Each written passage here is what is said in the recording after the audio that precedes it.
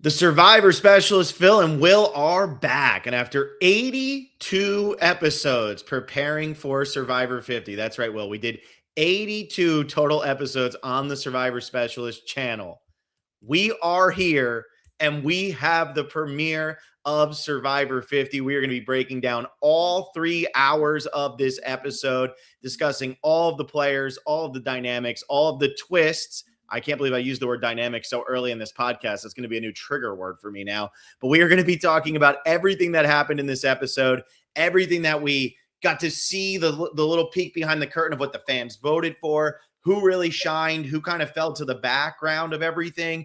And then we get into poor Kyle, man. I'm heartbroken for the guy. And I feel like I got to start there. I just want to give him his shout out, like a winner to come back as quickly as he did. We all knew that there was a chance that this was going to be bad for him and that he was going to go out early. And it actually looked like he really worked his way in super well. And I am just so heartbroken for Kyle that he goes out in this way. He's a competitive dude. He's a good dude. And I'm worried for that tribe, man. Aubrey's got a way of just getting people injured on her tribes. We got 2 people without votes over there. I just don't feel good about that Vatu tribe. But I wanted to give a little shout out to Kyle right off the bat. I mean, dude, they killed it tonight. We got like a 20-minute, right? Something close to 20 minutes of no, I think it was 30 minutes of no commercials, and about 5 of that was this epic clip show that I just couldn't get enough of. Terry Dietz showed up in that epic clip show. Don't you all forget that. But Will, I mean, I'm sitting here, I'm pumped. I got my 50 buff. I'm repping Kahlo. You're dressed like Jeff Probst. How we feeling after the premiere? The Kyle part wasn't great. Other than that, I thought this was a really, really, really strong episode. The clip show got me pumped. And I think, you could look at it and be like, oh, why are we spending 5 entire minutes where we have these 24 players, the most players we've ever had on this show? We're going to need every little bit of time. But, oh, man, that was so worth it. I think the show owed it to itself just to let's run it back a little bit. Let's, go through some of our biggest moments, feature some of these players, but also feature, Boss and Rob proposing to Amber. That's, neither of them are in season 50, but guess what? We can still celebrate that. And I thought it was very cool that they were not just, giving you a trailer for the players that you're about to watch, but really celebrate the show in its entirety. It got me so pumped. I basically brought tears to my eyes. Mm-hmm. Once they got off the boat and Jeff started talking back and forth, I mean, I was tearing up, seriously. It really felt so monumental. And they really did a good job of capturing that. And then with 40, we had the champagne toast and the $2 million. And that was wow, all winners. This is pinch me. Is this really happening?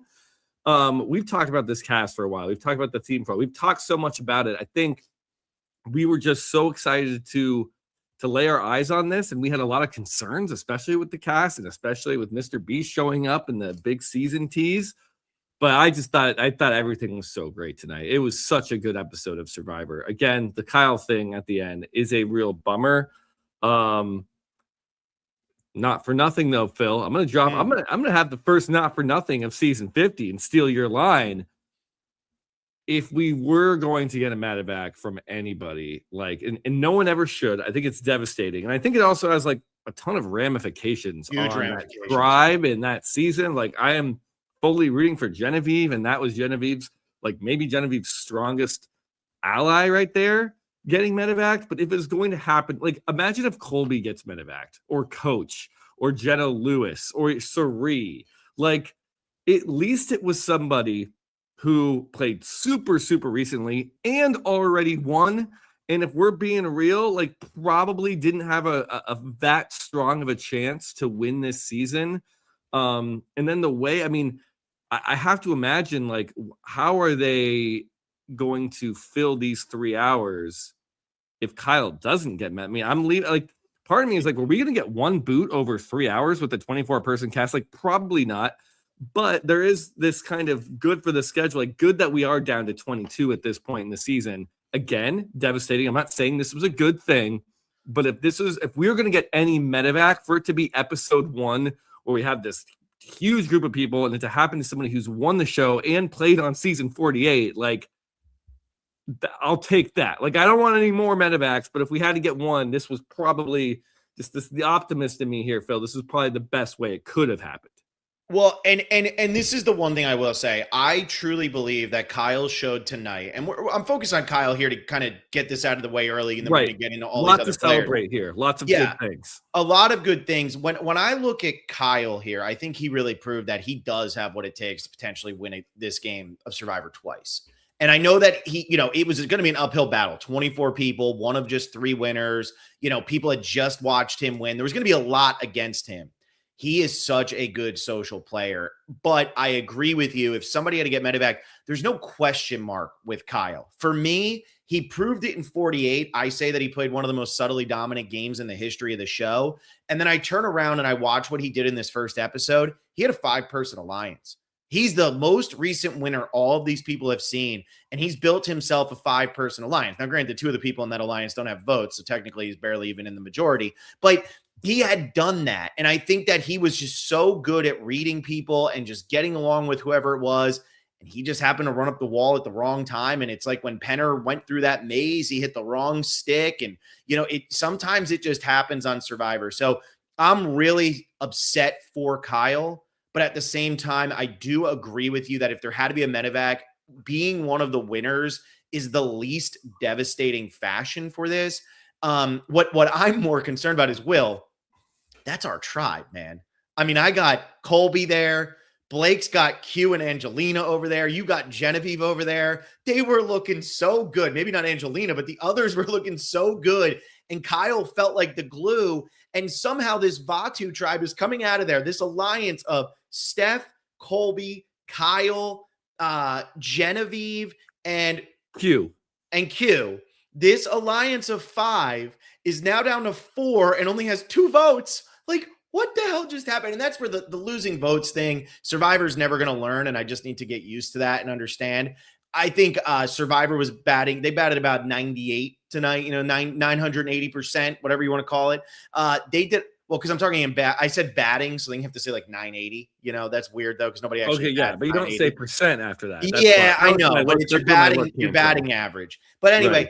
When I look at what they did tonight, I think they knocked it out of the park on so many levels. The losing vote stuff is silly. We'll get into that. We'll talk about it. But I'm just bummed. Really, I'm bummed for the ramifications here because I'm telling you, I'm watching Kyle and Colby and Coley and Rizgod's moment together was absolutely incredible. And I'm watching Stephanie and Colby get back together. The band is getting back together. Genevieve has found her way in. I'm loving all of this. Q, such a big character. This is awesome. And to see it end like this, it just, oh man, it's a bummer. It's devastating. I always thought Vatu would be the disaster tribe just because they didn't have the big guy. They didn't have their Joe. They didn't have their Jonathan. They didn't have Ozzy. Colby's older. But you see, Kyle's an athlete, man. I mean, I think he's a D1 or D2 lacrosse player. Like, he's a legit athlete. And to lose him in the fashion they just did, now I'm really concerned for that tribe because, Q and Colby and Steph are going to have to carry everything. And I mean, Steph kicked ass in that first challenge tonight. Still stronger than Savannah, who had won 4 immunity challenges last season. But I'm bummed for Kyle, and I'm just worried about the ramifications. But so much good stuff to get into. I just wanted to talk about that off the bat and give Kyle his flowers because he deserves them, and all 24 people on this season do. Yeah. Where's this tribe going? Where's this headed? I mean, probably not. It's not good for Genevieve, and that's what really concerns me. And yeah, I've always been not as hateful or heavy-handed with like lost votes are stupid. Can't have lost votes. It ruins the game. I still probably don't feel that way, but this is kind of a bad luck that we have lost 2 votes and they're on the same tribe that also got the medevac and they were all within the same alliance. Like it feels like this is kind of the perfect storm of losing votes and like a great example of what can go wrong when, just the statistics fall into place. Like this can happen where you kind of throw out someone's entire game with lost votes. And they're pretty randomly distributed, it feels like. And I'm the biggest Colby stan. I mean, the Colbster had a hell of an episode tonight. He was all over the place. He's in a lot of it. He was making good alliances. He's helping people out. Everybody seemed to really like Colby. Colby goes home because him and Q don't have votes. I'm gonna be pissed. Like I'm really mad. You fully have a right to be pissed, but Phil, the fans voted dynamic. So how many burner accounts? You're Jeff Probst. How many burner accounts did you make to ensure that we got dynamic for that vote? we predict this and we said, you know what, like there's a pretty good shot this lands that dynamic. We probably predicted strategic. I always, when there's 3 options on a scale, most people tend to pick the middle. So like I was actually surprised when he read dynamic, but it wasn't like, no way this is rigged. Like I believe that the voting was done. I just have to put that out there onto the internet. I just have to say how many, because Jeff loves his twists and all that stuff. And obviously we were saying, please vote minimal. Minimal is still going to be more than what you think. But look, we'll get into some of these twists, and I got some super chats to get to here. JK Klumsky, happy Survivor 50. Can't believe I've been watching this pod for 9 years, but also I'm sorry, Billie Eilish. I was not familiar with their game. That twist is actually pretty cool, in my opinion. And yeah, and she didn't make an appearance on the show. All it was her in a note saying, hey, it's Billie. Like, that's it. Like, and I know the name sounds so kooky, the Billie Eilish Boomerang Idol, but it's freaking cool. And Genevieve got it, and he's setting up Ozzy for a trap. Like, this is pretty awesome. And I mean, I remember how pissed people are when the celebrities started getting name dropped. I know a lot of it has to do with Mr. Beast physically being there and holding a briefcase. But I mean, that should have been one of my hot takes, Phil. Like, everyone needs to relax on the celebs. Like, let's wait and see what this looks like. That really is a fun idol. I like it.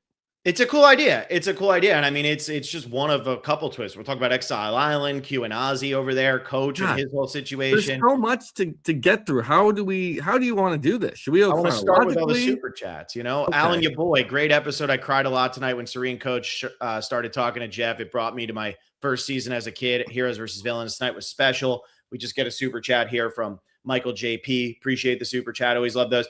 I want to start with this montage because let's go in order. We normally don't do that. We normally jump around a lot. We started off with Kyle. The last 45 minutes of this episode were really, my dad's texting me, too many commercials. I'm like, well, yeah, because for the first 30 minutes, they didn't do a single one. Like, that's how TV works. They're going to get their ads in.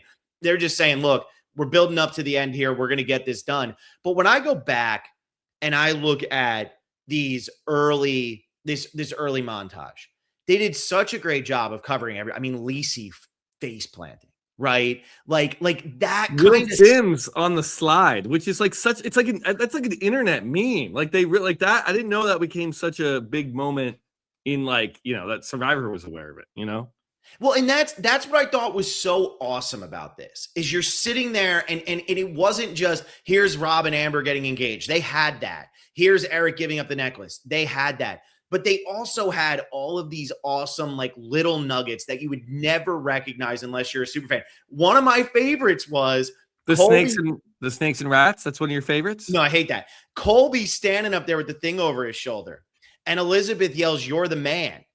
She's not yelling that at Colby. She's yelling that at Mike Scoopin, just so everybody knows. And I thought that was really funny how they cut that to make it look like it was Colby. It was the same challenge, but Colby and Elizabeth aren't on the same starting tribe. So Elizabeth's not yelling that at Colby. She's yelling at Scoopy because the two of them are going.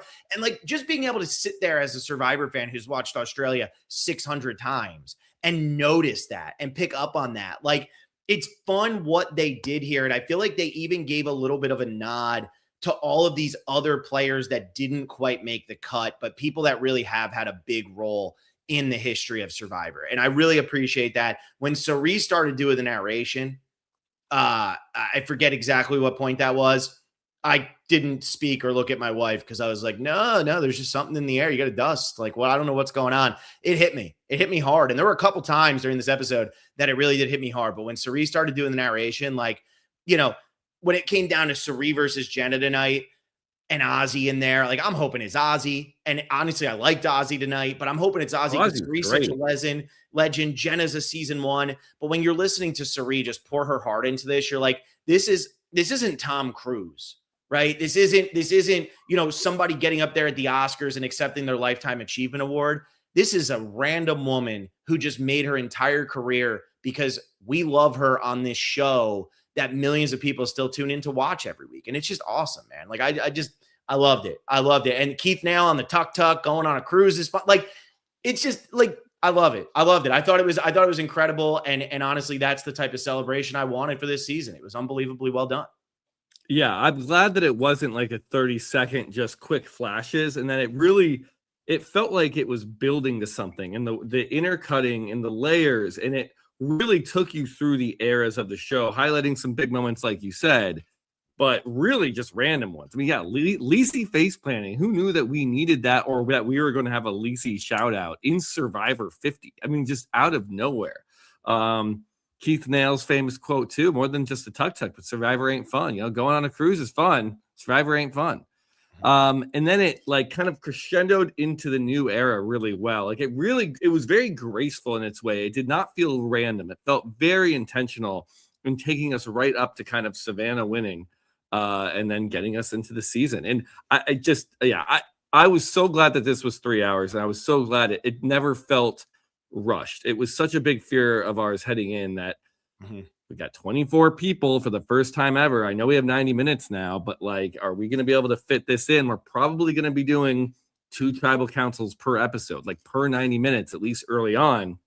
We had 1 tribal council in 3 hours. Wow. Like it felt like we really got to live in the 24 people that played. And yes, we've lost 2 people, but like, I know why Jenna went home. It made sense to me. I feel like I got Jenna's presence. It's kind of this like really fitting exit for her. She says, first one in, first one out.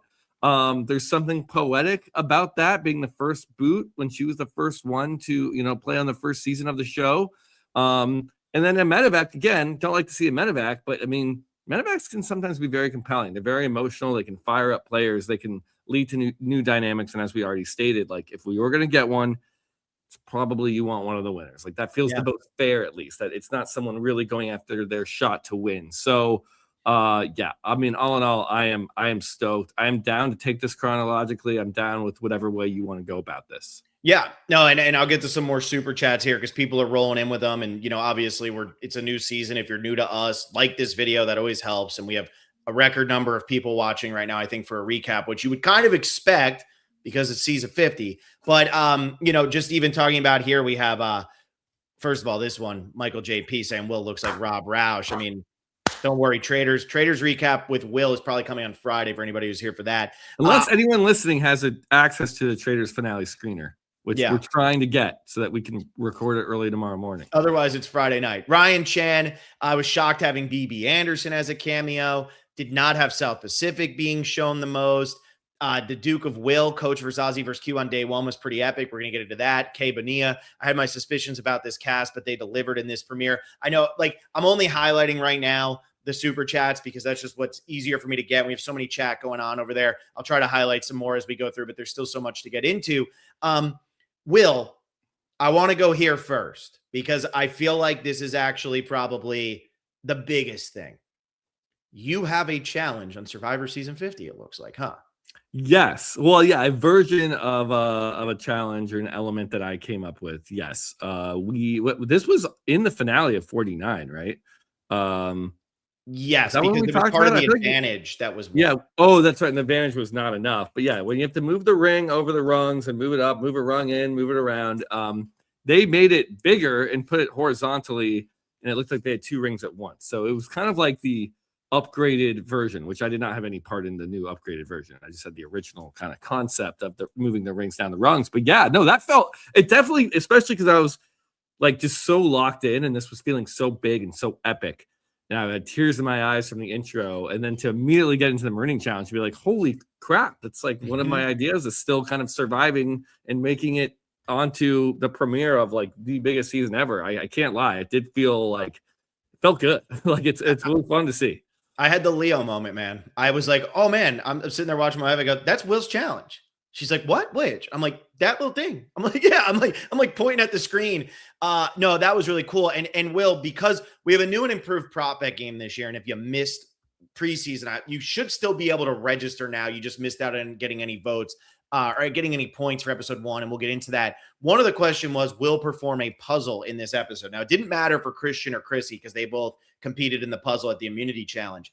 You're saying Aubrey should not get credit for competing in a puzzle in this episode because this isn't technically a puzzle?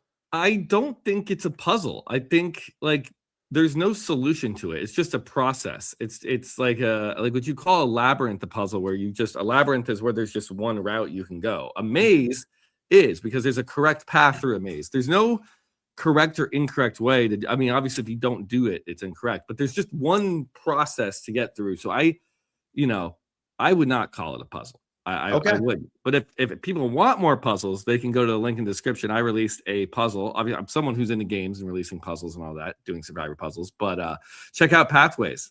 We have a update coming out with like 150 new levels. It's a daily puzzle. I know people have been asking for more levels. Leave those 5-star reviews. Again, if you like gaming and puzzles on your phone, definitely check it out. But enough about puzzles, Phil. Yeah, I just wanted to throw that one in there. The most impressive thing I saw in this first episode, or in this first challenge, was how nobody missed a beat. Nobody missed a beat. And I thought that was my favorite part of this whole thing. And you might be saying, well, what do you mean by that? Stephanie LaGrossa came out and kicked ass in the physical part of that episode. And I love that. She came out and beat Savannah, right? Like Savannah is the young, athletic chick who just dominated challenges, won her season, one of the most dominant performances you'll ever see, especially for a player playing from the wrong side of the numbers. And Stephanie LaGrossa came out and beat her, right? And then you're watching these other parts of the episode and like Colby and Kyle working together, paddling, Jonathan out there. Like everybody just kind of had their moment in the sun. And I thought that was really cool. Christian coming up with the plan on how to try to beat the puzzle or beat the obstacle, if you will. And just to see how everybody navigated this first challenge and everybody was so into it. Like it's not the level of heroes versus villains, but this is the thing I will say about this premiere. This is the second most epic premiere the show has ever had. To me, this is a better premiere than Winners at War. This is a better premiere than All Stars and even Second Chance. And I know Second Chance had a really good premiere because we were all just hyped that it was like, we just voted these people in. But when you really think about how that premiere went, it didn't live up to necessarily that hype. This episode, it came out and I said, they're not on choppers. They're coming in on the Saving Private Ryan boat and that's it. And what are we going to get? I mean, just the people that they ask questions. So this was another one of our things for the prop bet was who's not going to be asked a question. And I thought Jeff was going to get to a lot. He only talked to Devins, Colby, Sari, Mike White, Jenna Lewis, and Coach. And you know what? That's all he had to talk to because they told the story and everybody else got their moment to tell their story at another point. I thought it was awesome. And I thought that this challenge just like it immediately got me in and I'm sitting there going, Colby still got it. Joe and Jonathan are obviously going to be dominant. Stephanie still got it. Chrissy can still figure out a puzzle pretty quick. Christian just did that one thing so fast. I really, really loved that all of that happened. And just, I was into it from start to finish. I was super into it. Seeing who was it? Coach and Jonathan on the boat together, like pulling the rope. They weren't together. It was Joe and was it Ozzy? Who was it? I still don't have the tribes down. It was Coach and Jonathan are on the same tribe. Oh, I thought you said Jonathan and Ozzy. Sorry, I thought you said Joe. I thought you said Joe and Jonathan. No, sorry, Jonathan and Coach. Them pulling the rope, standing up on the boat. And the waves are coming, and they're pulling it. And the music was playing. And it's like, man, we are fully back, and it just felt important. You could feel the magnitude. And then Phil, we have 3 people going. I mean, if we want to jump here, like this was a pretty significant twist, especially when we get to the exile of it all. Are you ready to jump there? I'm ready, man. I'm ready. You know why I'm ready? Because once again, Coach Ben Wade, he just proves, man, a premiere, you don't want to be the guy who's known for being good at challenges and have to go up against Coach Ben Wade in a premiere of an all returning player season. Because you know what? You're going to lose. You're going to lose. What did you think about the way that this all shook out? This was great, and it was very awesome. Those 3 selections we got. I mean, that was a gift on its own. To get Coach versus Ozzy, and they had the beat from South Pacific. I mean, they were the captains, and Ozzy. I didn't really remember his jury speech all that much, but I liked that they recapped and they gave us backstory. And then who's your third wheel to this rivalry? Q, of all people. Who Q is arguably like the biggest new era star that's at least making it on to season 50. So I think we really lucked out with who they sent. And then, man, we've never really seen something like that. I mean, every time you see this challenge, everybody has their own key to get. Mm-hmm. You've never done this where there's just one key. And I don't know how they arrived, but this was it just added such a good layer where you could just let somebody else get it and then you knock it down. And it looks like this is boiling over. Like, it looks like this feud is going to be a continued storyline this season. And I love so much that they squashed the beef prior to the challenge where they're like, yes, we're all good. Like, we've grown so much. That was years ago. They shake hands. I was wrong. No, I was wrong. Ozzy, you're saying you were wrong. No, I was a sore loser. I was wrong. They put it all behind them just for Coach to go, oh, yep, that's mine. Sorry, buddy. I got it. See you guys. You guys now have to spend the night on Exile. Look, man, I know that, you know, I'm going to rip on the Tetris game later. This was great, though. I mean, having them go for one key, I thought was awesome. I thought it was a nice little twist, make them competitive. We talk about this all the time. One of the biggest things missing from the new era is this type of confrontation and challenges. Because it's 3 tribes, you're never getting those head-to-head, James throwing the bag down on Randy's face, Vetus versus Aris. You know, even you don't even have to go there. You can go to just some of like the other puzzle type games where it's like head to head and you feel like you got to beat somebody in a race. I know there was the one challenge in One World where they pull the lever and the thing would drop. Like, you're just getting something where it can create a rivalry. And this creates a rivalry because it's not, oh, Ozzy will get his eventually. It's Ozzy spent all his time. He climbed all the way to the top, 45 minutes, did all that, knocked it down. And Coach was like, that's mine. I'm taking that. And you know what? Good for Coach, because Ozzy says he's playing as Oscar this time. Maybe Coach is playing as Benjamin. Maybe he's going to play a little bit differently, but I'm happy for Coach. And Mike White said it at the end of this episode. I was happy to hear that Coach was doing that kind of thing. That's great. That's how he should be playing. Like, that is exactly how you should be doing it. And I get what Ozzy was saying. Let's, you know, if it comes out, but guess what? If Coach didn't grab it, guess who was grabbing it? Yeah, no, I was just going to say that. Like, Q was going for it too. I mean, once it fell to the ground, it was a free-for-all. And I don't know how else you play this. I mean, I think it's fair game. It's whoever gets it across.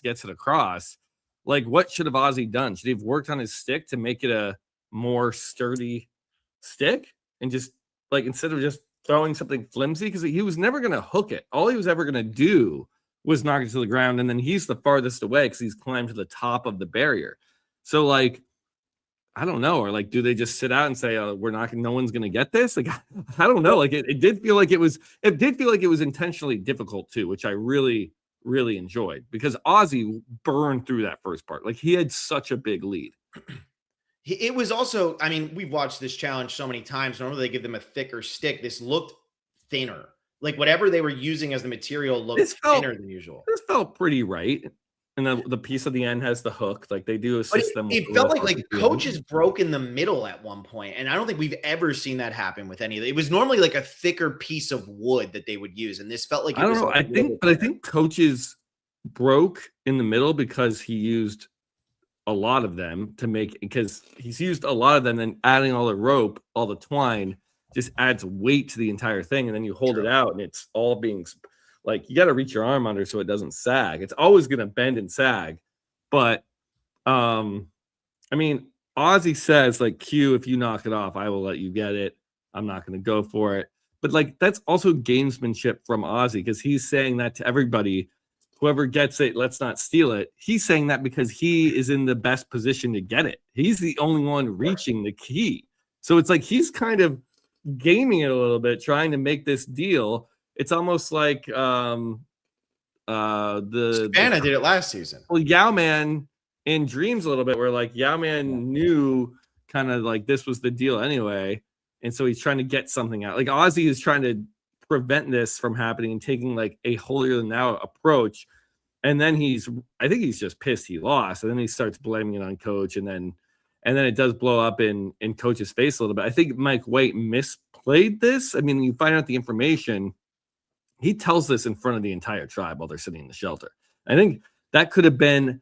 I think Coach is always very pissed when his character is attacked, but I think he's even more pissed when his character is attacked publicly, especially with tribe mates that have votes that can write his name down or that can perceive him as a dishonorable, threatening, lying, backstabby person. So I think this could have been better for Mike White and Coach if Mike White comes back and goes, "Hey, Coach, like, I heard you kind of snaked Ozzy there. You want to give me the full rundown?" And then Coach can open up to the whole tribe in his own words and be like, "I got us the gear," and kind of use it to make himself, like, build himself up a bit. But now I think, I don't know if that's going to come back to Mike White at all, but that's, I thought that was a little weird. Yeah, I don't know. I don't know how I felt about that decision for Mike White. I feel like Mike White, it makes sense to do it in front of the entire tribe because you don't want to feel like you're keeping secrets from anybody. You don't want to make your bed with coach if you don't have to. Like everybody might want to work with coach, but if you go over and tell coach and then he has a public blow up anyway because he's coach, that doesn't help you. You know what I mean? Then that actually puts you in a pretty tough predicament anyway. So I feel like, because then everybody could be like, well, why'd you only tell coach? Why didn't you tell us? It was kind of a, just tell him the information. Get the information out there. Let coach do what coach is going to do. Yeah, and I guess like Mike White is currently in the situation where he went on the journey and just got back, and it's like, all right, what happened? And so it's like he's kind of just spilling and debriefing, and he wants to be as forthright as possible. As we've seen, is kind of the meta play of like what you do on a journey. Just come back and be honest. Like if you lose your vote, be honest. Like people who try to hide things, it usually goes wrong. We'll see how it works out with Savannah. Savannah, obviously, I think misplayed this because I don't think there's any world in which they would not have an advantage or something in the game for the winner. I'm totally with Rick Devens, like just scoffing at the idea. And I know that's what they told Colby, which is actually really funny. And I actually enjoyed that phase of that journey. And maybe we don't go here. Maybe we don't go to that journey now because if we want to go chronologically, but there was some shenanigans there. I want to stick here because as much as I'm going to be annoyed by the fact that there's dynamic twists throughout this season, that the advantages are dynamic, what I will say is the twist that now these two guys think that they're going to like compete again and instead they just have to stay on exile for a night this early in the game, I'm fine with. I like Exile Island coming back. I like Exile Island when there's multiple people. I think Exile Island really works when there's multiple people. And it's one, it can get a little tedious, a little stale, whatever. But when there's multiple people, Ozzy and Q now, if they get to merge, they're bonded. They got something going there. And then I honestly, in terms of losing a vote, did not mind the way that they ultimately came up with this decision of you don't have your tribe supplies. One of you is going home with tribe supplies and an extra vote and no vote. The other one's going home with an extra vote and no tribe supplies. And I thought it was very telling of Ozzy to say, no, this time I'm playing for myself and I'm playing to win this game. For him to take the extra vote, for Q to ultimately say it's fine, because Q's coming out of this thinking, I mean, look, Q and Kyle know each other, right? Like I know Q and Kyle know each other. Like there's previous relationships that are so obvious here. He knows he's got Kyle over there. He's probably assuming Kyle's working with whoever. He's feeling good about whatever. He can make this happen.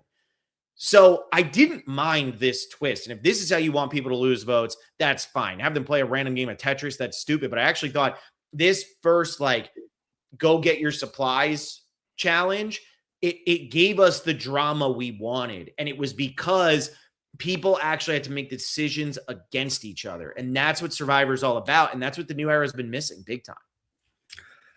Yeah, and I do think that this whole twist with the exile and then like buying the tribe supplies back, I do think this fit in with dynamic advantages. And I'm not going to rip on dynamic advantages, Phil.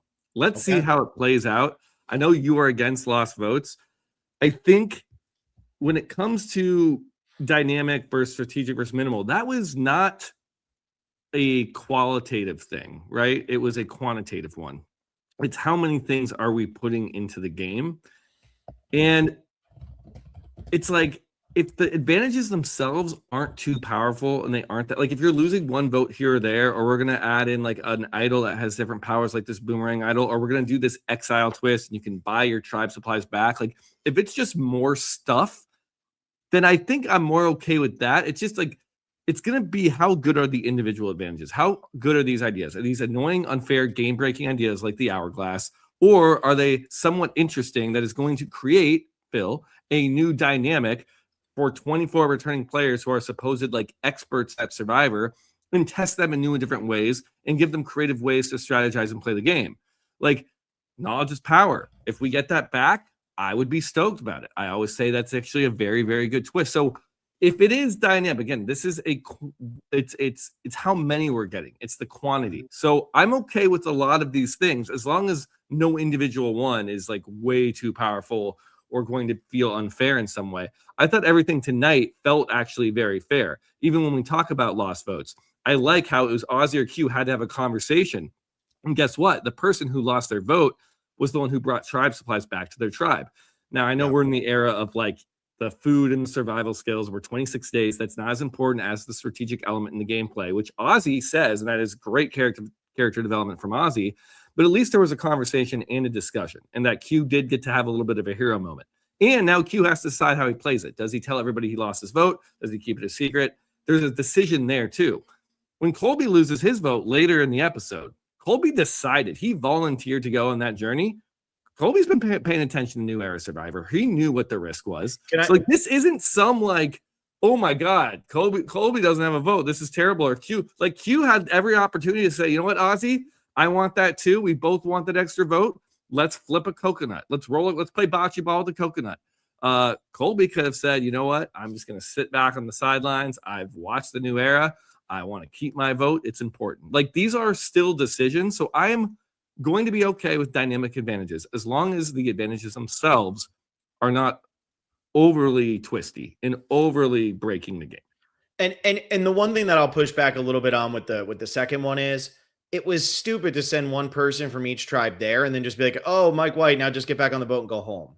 And then they rushed through the Tetris game. The Tetris game itself was not compelling enough. And it's like when they played Jenga the one time, I don't like that. Like, I feel like that's too random. It's too gimmicky. Why did Colby end up losing the game? Well, Colby ended up losing the game because he decided to go on a journey and compete for something against Savannah, and it was a Tetris game. So because Colby lost Tetris against Savannah, he loses the game. That doesn't sit right with me. So that's one thing I'll push back on there. I do get what you're saying, though. It's choices, and I say this all the time. Season 48 is stupid because Justin Piope didn't have a choice. Like, Justin Piope, I think it was like, draw the rock, go, have to compete, lose your vote, even though it's not the smartest thing for you, and that's that. So, but, you know, I thought this early portion, I don't think they missed a beat for the first hour of this episode. I don't have a note. I really don't. I thought they killed it with Exile. They killed it with the decisions the players are making. They killed it all the way around the board. Now, let me ask you this. Let's put you on the island, not as Jeffrey Probst over there, but as Q or Ozzy. Where would you rather be? Would you rather have the tribe supplies going back and no vote, or have the extra vote this early in the game? Wait. Also, I want to be clear here. The extra vote counts for as long as you can have it, whereas the lost vote is only for the first tribe. I would definitely want the extra vote. I think, you know, you didn't return to camp after the challenge like that night. So they're already assuming like, oh no, like Ozzy didn't win it. So you come back without the tribe supplies. They're not going to be like, wait, where are the tribe supplies? Well, I thought you won. It's like, no, clearly he lost. So the expectations from his tribe is that he's not coming home with anything. So the extra vote at that point is just exactly what it is. It's extra. It's additive. Yeah. When Q goes back, they're like, huh, you have supplies? And it's like, now you have this punishment against you. So yeah, I think Ozzy played this absolutely correctly. And I think what's also very fun, and I mentioned this already in the second journey with Colby and Savannah, and Phil, I agree. Mike White being there and then sending 3 people out and then not letting all 3 compete. Just come up with a different game. Like, I don't know what that was. Again, that's like that's like my only kind of note. The Tetris game, it's more of a Jenga game, but like whatever, like that. Yeah, I think maybe we could have improved that. But the act of losing the vote itself, the act of having a journey, I wasn't like bummed out by, again, because the players know what they're getting into. But what it's actually called Tetris Tumble is the name. Tetris Tumble. There you go. What season 50 appears to be doing, and this is actually fitting very well into the theme in the hands of the fans, is like weaponizing the information of the game. So when Coach, Ozzy, and Q are doing this supplies challenge and Coach wins, it says, Coach, you get out of here. There's something left for you two. And that's it. Coach doesn't know that there's exile. Coach doesn't know that there was an extra vote and a lost vote at stake here. Even when we get to the journey with Mike White says, okay, I'm not going. He goes home with very little information. When Savannah wins, Colby goes home and is told that Savannah did not lose her vote, and that was her reward, not losing her vote, which again, I scoff at just like Rick Devens. And then it's like they're really careful with who knows what, and it feels very intentional. All these idle clues are the advantage notes we've seen so far. It's like, we're going to reveal certain things to you, and you can use this information how you choose to use it. And Genevieve knows there are idols in the game. Yeah. Now, I don't know how many people were sincerely thinking the fans voted for no idols. Like, I really don't believe that's true, but it is setting up the framework of the season. Like, Savannah at this point is the only one that knows advantages are turned up all the way on Jeff's meter. Yeah. Like, he went all, we're going full dynamic, and that's information that can be used. So I do appreciate like that they're creating secrets in a really natural and fair way, it feels like. So very big kudos on that. I totally agree with everything you just said. Totally agree. I mean, I'm a big complainer when it gets too twisty, like you said earlier, or when it just feels like they're throwing shit at the wall to throw it at the wall. This didn't feel like that. It felt like, other than them going over to do the journey and having 3 people and then having Mike White not be a part of it, jacked Mike White, as everybody was talking about. Right. Yeah, 6-pack Mike White. But like, other than that part of it, I have to assume they're going to do these journeys. I have to assume that there's going to be some stupid game that's going to make one of my favorite players lose a vote. I just, I feel like you're saying, weaponizing information is huge. And I think they did a really good job with this. So I want to jump over to some, go ahead. What you have your last say too, like, how did you feel about just the fans' involvement so far? I mean, they have to earn rice, they have to earn tribe supplies, like the Billie Eilish. Did this theme do anything? Because so much of me felt like I started seeing ads on TV, like really like the past like month or so, just all 50, and it's all about celebrating the show, and it's epic. And Phil's holding up a Survivor 50 buff. They're having these parties. We're doing idol hunts. And I feel like heading in, the whole in the hands of the fans part was just completely put to the backseat. Like, we don't care about hands of the fans at all. We don't care about the decisions. We care about getting as many viewers as possible. We're not playing to our online niche fans. They're going to care about every little detail. And not one advertisement or promo for season 50 was explaining that this was in the hands of the fans, or that this was the twist, or that this was the gimmick. It was all, here are some of your favorite players. Here's Colby. Here's Jenna from season 1. Here is, Q from the recent season. Here are some new era winners that we have. Like, they really just made it about celebrating the show and how big of a season it's going to be. And hands of the fans just felt like a nothing burger that was just this gimmick attached.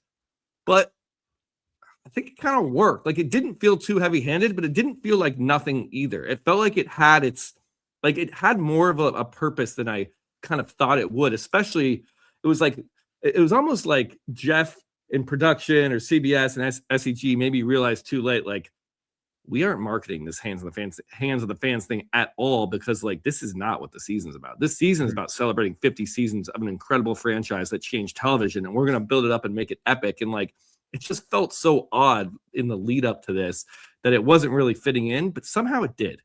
Yeah, the reason I held this one up, I think this buff is incredible. This is the teal buff for anybody who's only listening to the podcast. It's the teal buff. I think it's incredible. I think it's such a great buff. For me, like the color scheme is the only thing I've noticed so far. In terms of earning the rice, in terms of earning the supplies, I think they did a great job of giving them ways to earn the supplies. I thought, we already talked about that, but I think they went 2 for 2 on that so far. In terms of the rice, I don't really care. I think we had said, just give them rice. I don't really care if they starve. It's 26 days. It's not going to make a difference. And so far, the tribes that don't have rice, I mean, they're 4 days in. Nobody's emaciated. Nobody's talking about how hungry they are. They're all talking about just like, we're playing the game. This is awesome. In terms of advantages and stuff, I feel like they were probably there was going to be a lot of advantages and twists in the game. We thought that was going to happen anyway. So, it being dynamic, that's one that you can't really measure. So what do we know? Yeah, okay, it's dynamic. There's a lot going on. She has a secret block a vote, and Ozzy has a secret extra vote or whatever. So yeah, that's dynamic, whatever. And in terms of idols, we always knew there were going to be idols. The live reunion is already a thing. So to me, it hasn't really had that big of an impact on the game. I don't feel like it's that big of a deal. I just think that this buff is really the biggest thing. That doesn't mean I don't like it. I just don't think that, like, there's nothing quantifiable about it. Like Exile Island, when you think about Survivor Exile Island, it's like, damn, Exile Island, like that was going to happen. Like if the fans had voted for strategic instead of dynamic, are they not doing Exile Island here and having this moment? I doubt it. I bet you that was just going to be my question to you. It's like, let's say they voted minimal. Do you get Exile and a journey in the first episode? Like, I would like to think no. Like, we're just gonna let all 8 players go to their tribes, and like we want to see more of an old school social survivor. But like, you're right. There's no way to verify that. Like, Jeff could be like, well, of course we're gonna do something in the premiere. It's a 3-hour premiere, and we're gonna go send them here. We're gonna like introduce something into the game. It's still minimal. It's still not that much, but like that is the tricky part. It is like a very subjective phrasing, minimal strategic dynamic.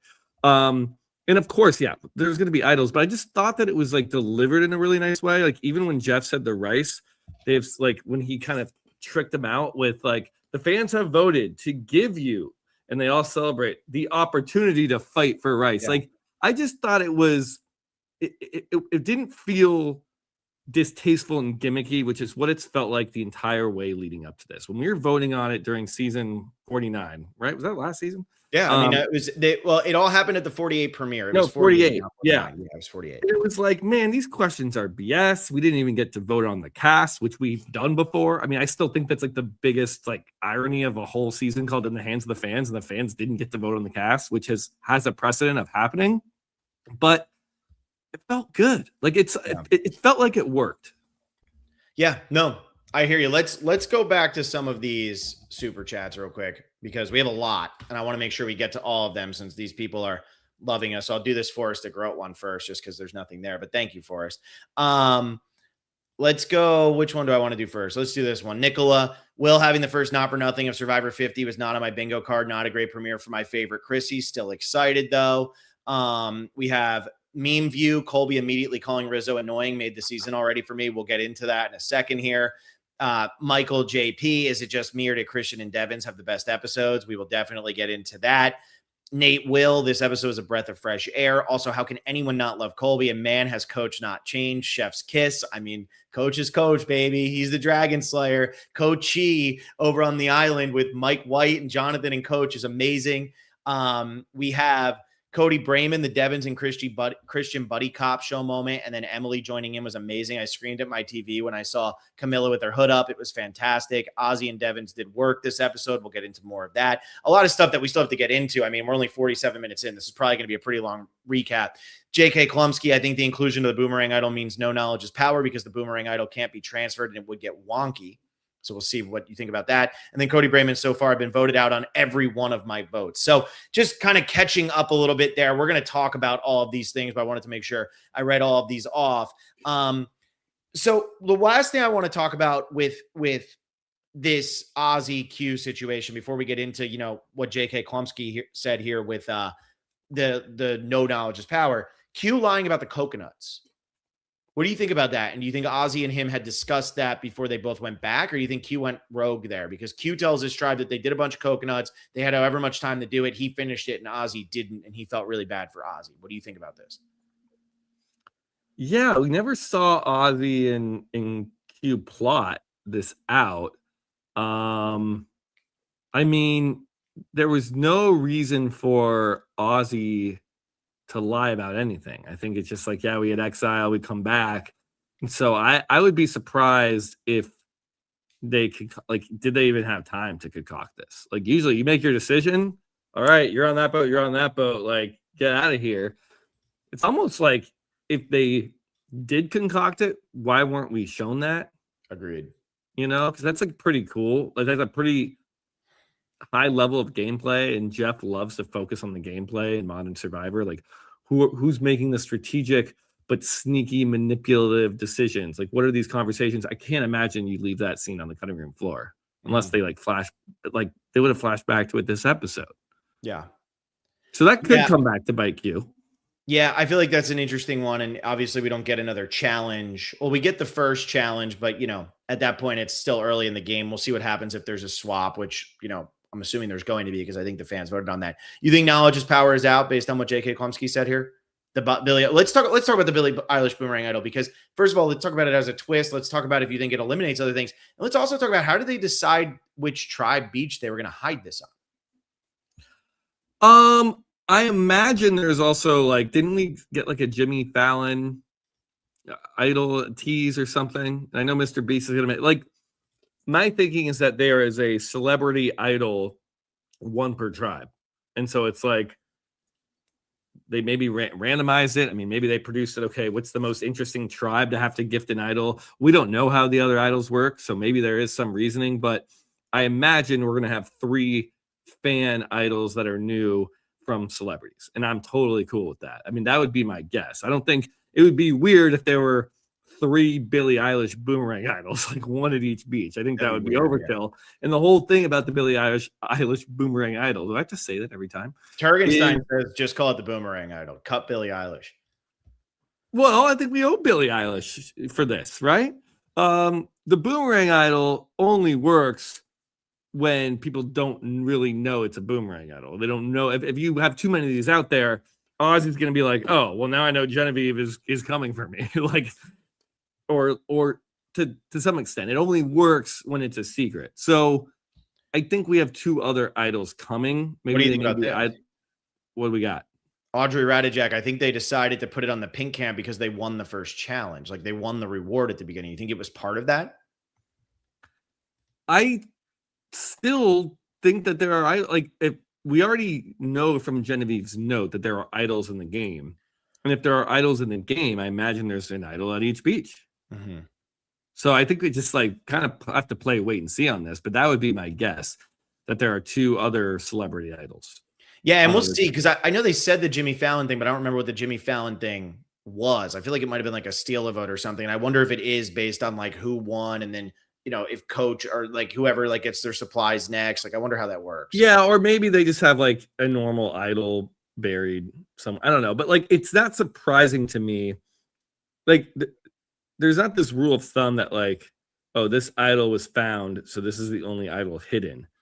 Or like, okay, 2 tribes didn't find idols, so there must not be idols there. Like it, I think it makes sense that on a returning player season, that maybe these people value this opportunity so much that they don't want to get caught looking for an idol, and they're like, you know what, I'm gonna wait until like day 6 or 7 until I start looking. And someone else wants to put a target on their back. I do not want to be the first boot. I don't want to be the first boot for my tribe. Like I am going to play a little bit more conservatively early on, and so we got 1 tribe out of 3 finding an idol. That checks out to me. That adds up.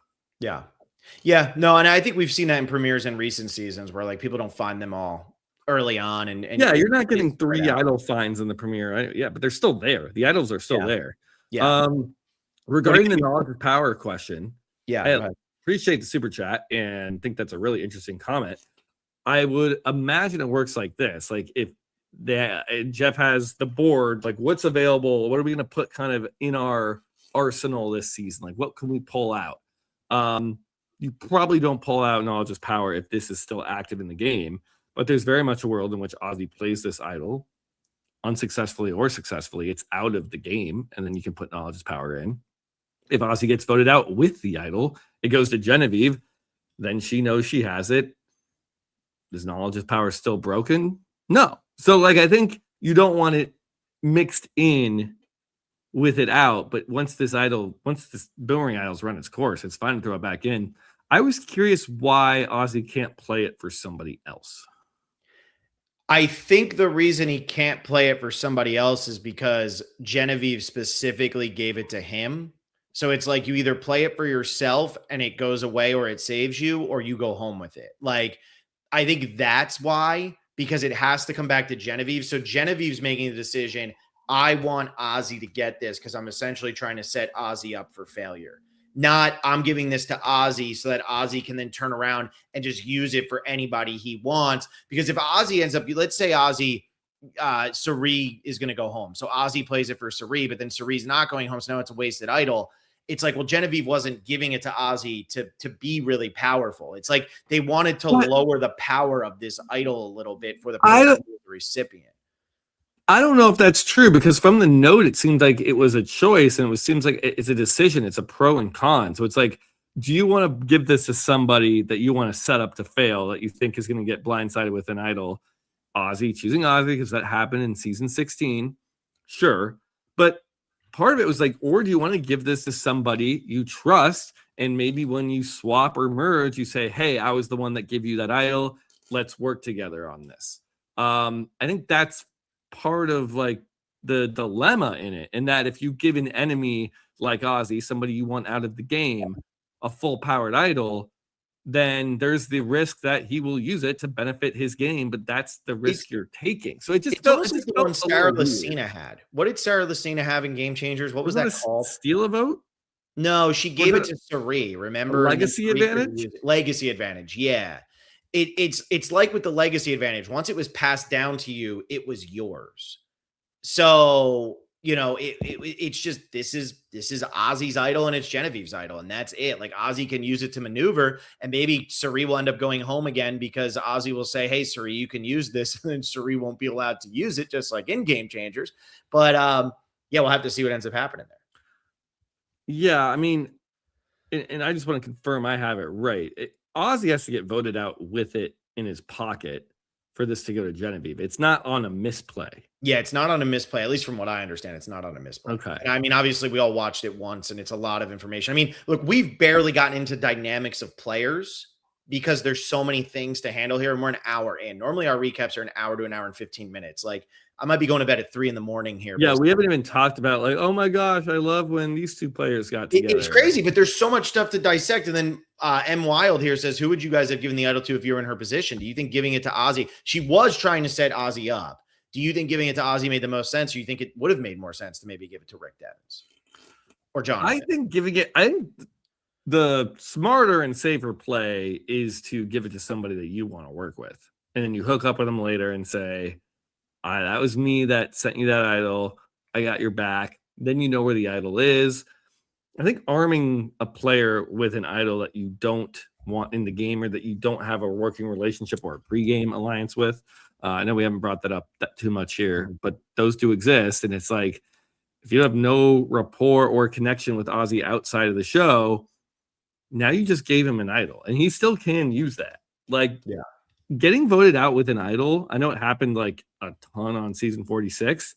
Outside of season 46, it's not like it's that common. It really doesn't happen that much. It's pretty hard to pull off. So I would just try to give it to an ally. That's how I would look at it. Yeah. And so Genevieve's obviously in the weirdest spot. Genevieve might have been the worst person for them to have get it because there's nobody else from 47 on this season. I mean, Colby, obviously there's nobody from season 2, but Colby knows Sari. Colby knows Jenna Lewis. Aubrey obviously knows Devens. Like Q knows Tiffany and Charlie. Like there's so many other connections. Genevieve might have actually been the worst person who got this because they should have had Andy on, right? Yeah, they should Andy instead of Kyle. Andy would not have torn his Achilles because Andy would not have tried to do what Kyle tried to do there. Right. Kyle went all out. I mean, we can't be sure. Maybe it was just always going to happen for that. I like this from Cody Brayman as a super chat. I think you give it to someone you wouldn't mind working with, but you wouldn't care if they went home before you're able to work with at the same time is the way. And I think that's fair. I think that is a really good way to describe it. Yeah. Totally fair. I mean, it kind of reminds me of The Traitors, which we'll be covering the finale tomorrow night. Like Friday. Friday. When you recruit someone, like someone you want to work with and have a good relationship, sure, but would it be the worst thing in the world if they got banished and they're gone and you feed a traitor? Like it's kind of that play the middle a little bit. Yeah. And hey, maybe we don't know. Like maybe Genevieve is like, if Ozzy can get voted out with it, I get an idol, great. But if I get to the merge and he's still around, I'm not going to target Ozzy. I'm going to be like, yo, I gave you that. I'm such a big fan of yours. Like, let's work together. So like, there's a world where we do see that happen. And I will be honest, like if you're looking at who to give it to, who's the best connected, Ozzy has so many connections. And obviously him and Coach don't get along, but there's so many connections for Ozzy. Rick Devens only has Aubrey. And they only know each other from sitting on the edge together. They didn't actually play Survivor together. And Jonathan doesn't have anybody else out there with him. And based on the way, at least the people from his season talk about him, I don't know how many people from this cast were talking to him before the season started.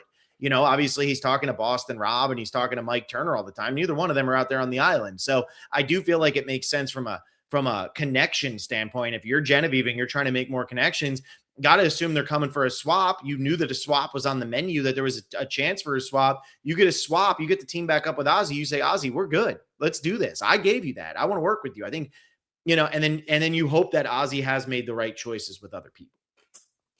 Yeah, no, I'm with that.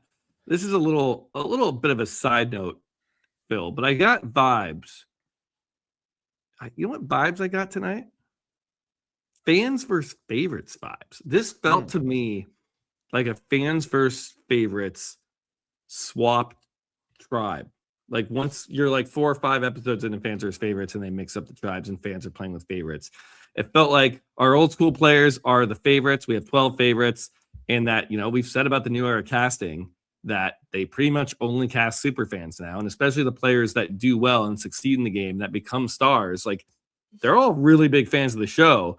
And this just felt like an elevated fans versus favorites where the fans we've gotten to see play once already.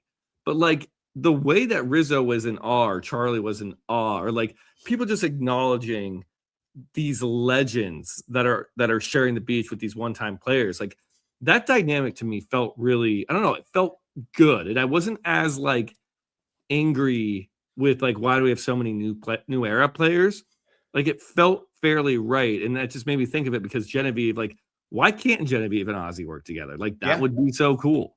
So I don't know. I don't know if you got any of those vibes, but it felt like that to me. For me, what I really appreciate, I mean, first of all, I want to say this: the Rizzo and Colby moment was one of my favorites. Like, and I know some people are already tired of Rizzo crying from 49, and I was crying his way on 50. That was a touching moment, and for Colby to come to the realization of I was the same age Rizzo is now when I played my first time, and like, I mean, look, I mean, Rizzo and Colby at 26 are the same person. I mean, we all know that, but it's interesting to see that kind of relationship develop and to see this cross era alliance and just like this cross generation alliance bridge. And like, the one comment had said, how can you not love Colby? Like truly, as I'm watching this, all the people who are complaining all preseason, Colby shouldn't be on. How could they have Colby without Jerry? Jerry could have done it alone. Colby's boring, blah, blah, blah. Colby tonight, man, it was a breath of fresh air. And I think when you're talking about fans versus favorites, what I really got here was even the new era players on this episode in this episode, because it was just one episode. It's just a 3-hour one. Felt like a whole felt like the Traders premiere. They dropped 3 at once. But like it to me felt like I was watching a bunch of people with old school Survivor mentalities. And season 51 and season 52, the casting process is pretty much done for those, right? Like, I mean, it's close. They're into their finals, whatever. But I am curious how the fans are going to react and how that might impact the way they decide to cast some of these future seasons. Because you're saying fans versus favorites, but like the conversations and stuff that were happening, it was so refreshing not to get the sob stories and stuff like that, and to just get the players being like, this is what I'm here for. And it was what they're there for, not what their kids are there for. And like Christian Hubicki coming out and saying, one day my child is going to watch this. And he's 6 weeks old. I think it was a boy. Sorry if I'm misgendering there, but like, I think it was a boy. He said son. It was a son, right? He said that's the North or that the North Star. The sun points north or something. And it's like, wait, it's his son, but he's talking about the sun. I don't know. The star. But for me, it's like Christian Hubicki's talking about that, and that's coming from such a different place. Like that's coming from such a passion of 6 weeks ago, my son was born. And now I'm back here because I have this hunger and I want to do this so bad. And it felt like the backgrounds, like when Jenna Lewis gets voted out, she's so pissed. Good, Jenna. Like that's what I would watch Jenna Lewis play again tomorrow, because Jenna Lewis came out hot. She wanted to say, I think we should vote out Cirie. And honestly, we'll get to that vote. Maybe Cirie's the better move, because Cirie, how deep do you want to go with Cirie before she's going to stab you? And Ozzy, how deep do you want to go with him? I mean, to me, Jenna Lewis might have been the worst decision here, but Jenna Lewis came out hot. She didn't come out to Wigglesworth this. She came out to play the game and play hard, but she's playing for herself. And I think that's what I love about this. And that's what the show needs to find its identity of again. Survivor was always about people pushing themselves to the limits and finding their inner strength to win the game while also manipulating people around them. The show in recent seasons has, and this isn't necessarily what the characters are saying at all times, but the storyline has been too focused in recent seasons on all the other things in these people's lives instead of why they're there. Why are you on the island? And don't say, I'm playing for my parents and I want to cry about that. That's lazy story producing. We've heard it 650 times now over the last 9 seasons. This, like Rizzo having that moment with Colby and saying to Colby, hey man, like my dad is 47 years old. You're around his age. My parents are everything to me. But he starts crying over that. You feel that because he's not telling us, he's telling Colby. It means something. It's how the players interact with each other. That's what's been missing in the new era. I say it all the time.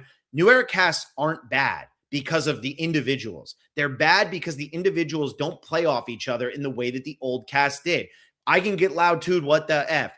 Johnny Fairplay and Sandra hang out like 10 times a year now, but they played off each other in that way that is missing here. When Rizzo's having that moment to Colby, that's incredible. When Rizzo has that moment to us as the audience, I don't care because Rizzo's talking to nobody at that point, and I don't know his family or any of that. I want to know about Rizzo. So for me, this says a lot about Rizzo because it's also building a relationship with Colby, and I just thought it was an absolutely incredible moment and so much of what's been missing from the new era. Yeah, I mean, it was a great moment, and it was great how it was set up too. How the first thing we hear from that tribe is Colby being like, Rizzo is annoying. He won't stop talking. He has no word that. Are you putting this up?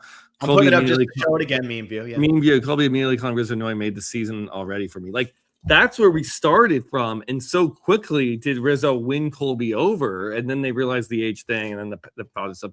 Yeah, it's all good, and I think it helps having, again, this, I keep calling it fans versus favorites vibe because it builds up the legends even more. Like, and maybe Winners at War didn't have this or could have had this, but like you put 40 winners out there, they're all kind of on the same playing field. They're all like, oh, I'm not intimidated by anybody. I've won this before. And like, yes, there's no way you put a cast of 20 Survivor winners together and it's not going to be legendary and epic. And yes, they all won the show, but there is something to be said about putting lesser stars, people like Rizzo or Charlie or Tiffany, and being like, oh my God, I'm playing with, I used to watch you. I worshipped you. Even Savannah and Colby at the journey, Savannah being like, Colby, like what you meant to our family growing up, it builds up the level of these icons, these 12 old school players. And like, they're not all like iconic. Like they're not all, it wasn't a perfect casting choice, but the mix, having the new era people really look up to and respect the elders, like the OGs, like the general, like Ozzy's like looks like an old pirate right now. Like it's awesome to see. He's Shambo 2.0. It's incredible. And I think having that, like that contrast, that dynamic, not dynamic advantages, but just the dynamic of like really fresh one-time players for some people playing for their fifth time. Like I think that landed. It landed big time, man. And I know that we were down on this cast. I mean, since May 26th or 25th, whenever they announced the cast, we've been down on it.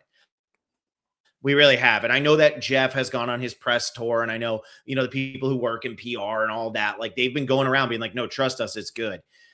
Look, they knew what to focus on in this episode. And I'm going to look at some confessional counts here because, this is good to look at. First of all, Ozzy blew everybody away. He's the only one with more than 10.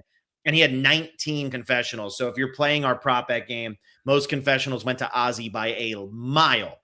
But the thing I want to point out here is just like who they did focus most of their attention on. Ozzy with 19 confessionals, Christian with 7.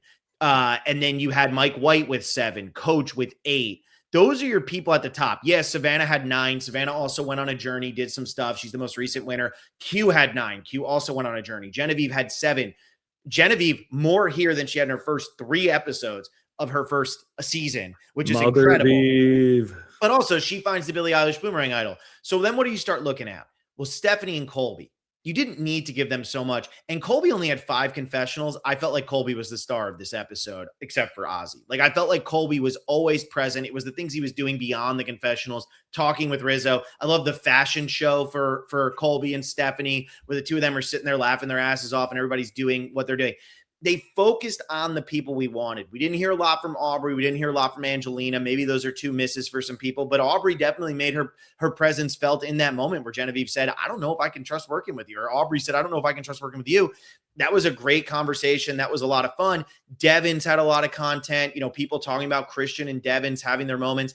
Cirie, surprising, a little quiet. Emily, a little quiet. But then you look at the bottom of the barrel here. And I don't mean to say this as a negative of like, you guys are the bottom of the barrel, but look at the people who got the fewer confessionals, who ate up less screen time. Tiffany, Dee, Camilla, Charlie, like they all had one or two confessionals. Emily, a little surprising. Rizzo, a little surprising, but Rizzo certainly was a major point of this episode. And then Chrissy had two confessionals. Chrissy's tribe doesn't go to tribal, and really it was just Coach and Mike. But they focused on, I feel like, who the fans really wanted them to focus on. And like, no shade at Tiffany here, but Tiffany was 24th out of 24 for most people. A lot of people thought she could win. The Sesterninos both picked Tiffany to win the game. I think Tiffany absolutely could win season 50. I know Tegwit, that was her winner pick. I know a lot of people were really high on Tiffany because Tiffany comes in with that under the radar, Amber, Sarah, like these typical winners of returning player seasons. But if Tiffany doesn't need to be a big part of the episode, you don't need to force Tiffany down our throat when you have these other people. Christian and Rick's bromance was incredible. And that's the kind of stuff we wanted, finding the time to give us these moments and really show off what your characters are doing and what they're capable of and who's fitting in and who's not.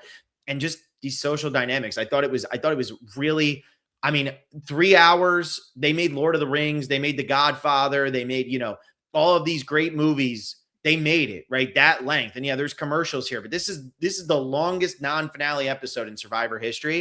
And they knocked it out of the park. Like they really got into all of that stuff. And I think that's why we're feeling good about it. Because the people that maybe we weren't that excited for, or some of the new era people who were saying there's too many new era people, they focused on what we wanted to. And like you said, the new era people almost served to bump up the legend. So if Colby goes out next week, we all know Colby's going out as the top dog. Colby's going out as America's hero, just like he was in season 2.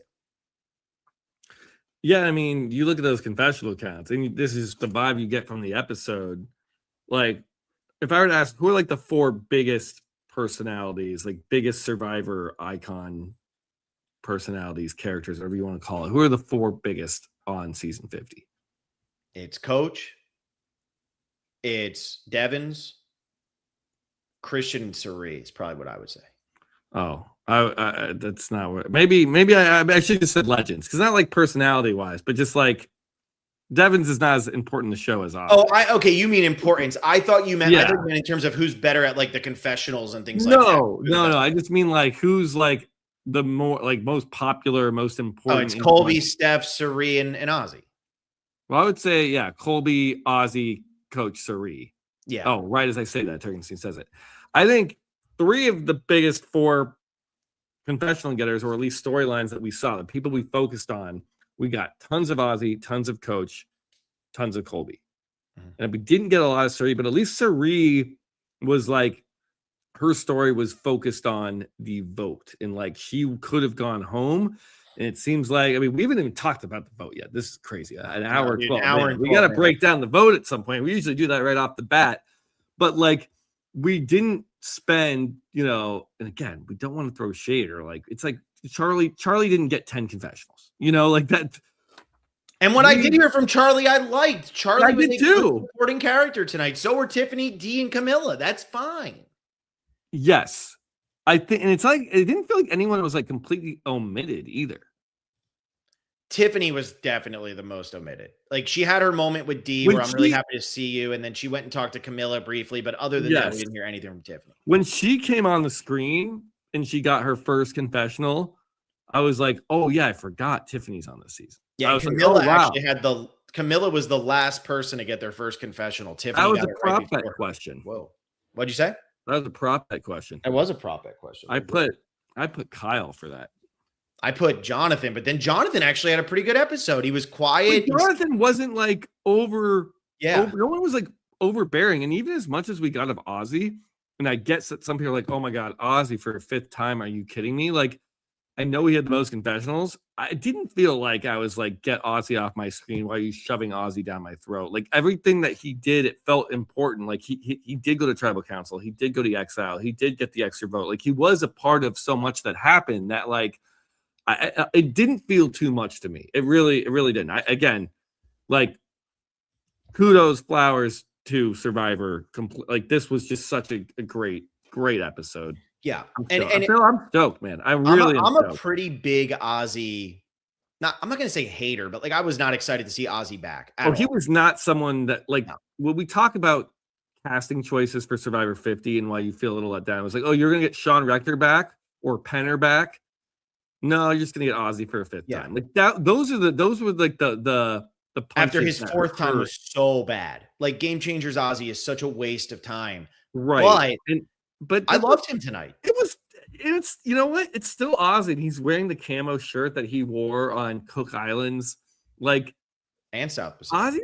Ozzy's like he's a legend of Survivor. You know, he might not have been first choice, but K Bonilla, Christian starting the fire with his glasses. Oh my God. I mean, like it was these moments, man, like him saying, you can't use my types of glasses because my glasses aren't right for it, but we'll go this route instead. I've never made fire at all with glasses, but look, it worked this time. Like you gave your hero moments. And you know, I'm reading Fishback's book. I don't know if you've picked it up yet, Escape. It is legitimately like, you guys know at this point that I don't just say stuff is good to say stuff is good. Fishback's book is incredible. Like it is so much fun. And Will, especially you being a reality TV producer, you'd probably really appreciate some of the stuff he's doing with it. But it really gets into that edit mindset when you're even playing the game of who's going to be a hero, who's going to be a villain, what's going to happen. Am I going to be the person who's not even a part of it?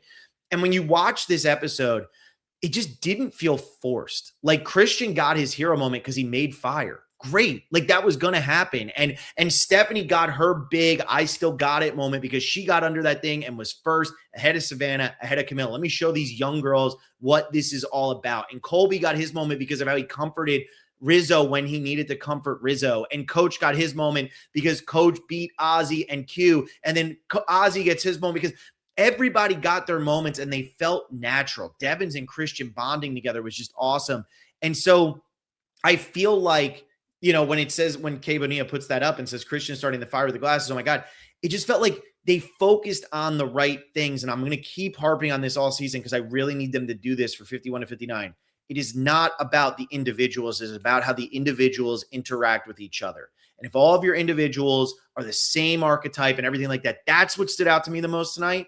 The archetypes were so varied, it was insane. That has not been the case in recent seasons. Yeah, and I'm not going to nitpick you too much here, but you've used this phrase, they focused on. I think it's also like the players delivered. Like we got what we got. Like Survivor, Christian starting the fire with glasses. It's not like Survivor's like, oh yeah, we'll throw that one in there. Hold on, let's do this super chat then while you're doing this. Ryan Chan, Mike Bloom said that Angelina was trying to negotiate with Probst after the immunity challenge for TARP and got denied. Why did they not show that? I think we had a packed premiere, but like everything we saw was good. But that's what my point is like they focused on still stuff that was important and they left some stuff out. They could have easily left a lot of this out. You don't think so?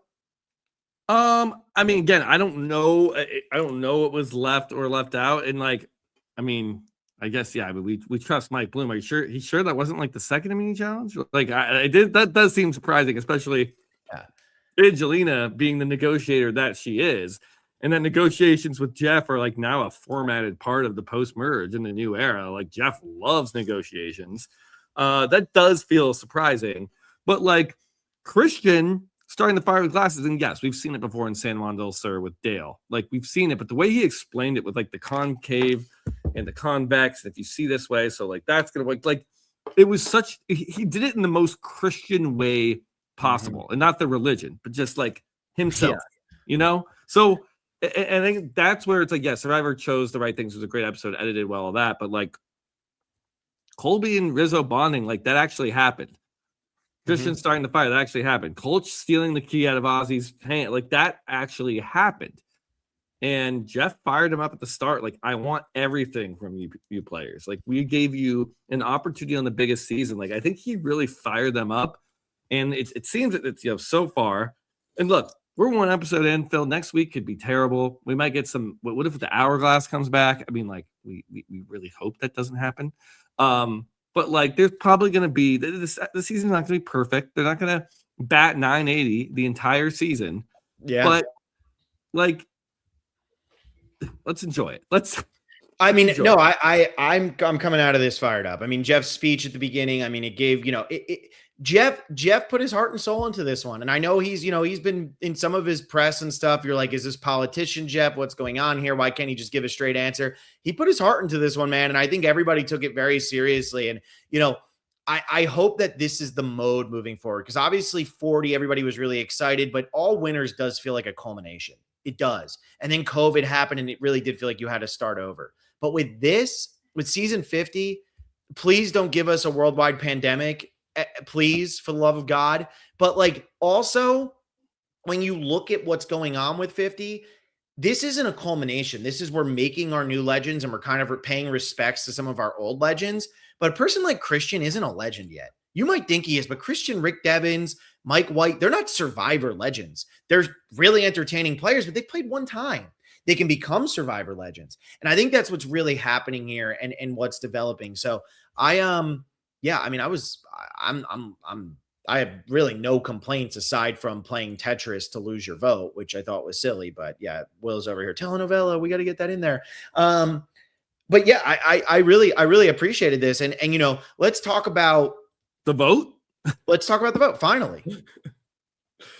I gotta say, and usually I gotta read for this sort of thing. I thought Cirie was going home. So did I. I really thought I think Ozzy misplayed this so badly by saying, let's not do Cirie. No, it can't be her. Let's do Jenna. Jenna's this. And he didn't talk. And the way even Devens was saying, he wasn't like, yeah, if it's Cirie, whatever, but I'd rather, like, he was adamant. And everyone was clocking. What do you do now? You do this thing where you go like clocked it. I have no idea. I've never seen that one. It's a new, it's a Gen Z one, I think. Hopefully you're not doing anything offensive that us millennials don't understand. You. Clocked it.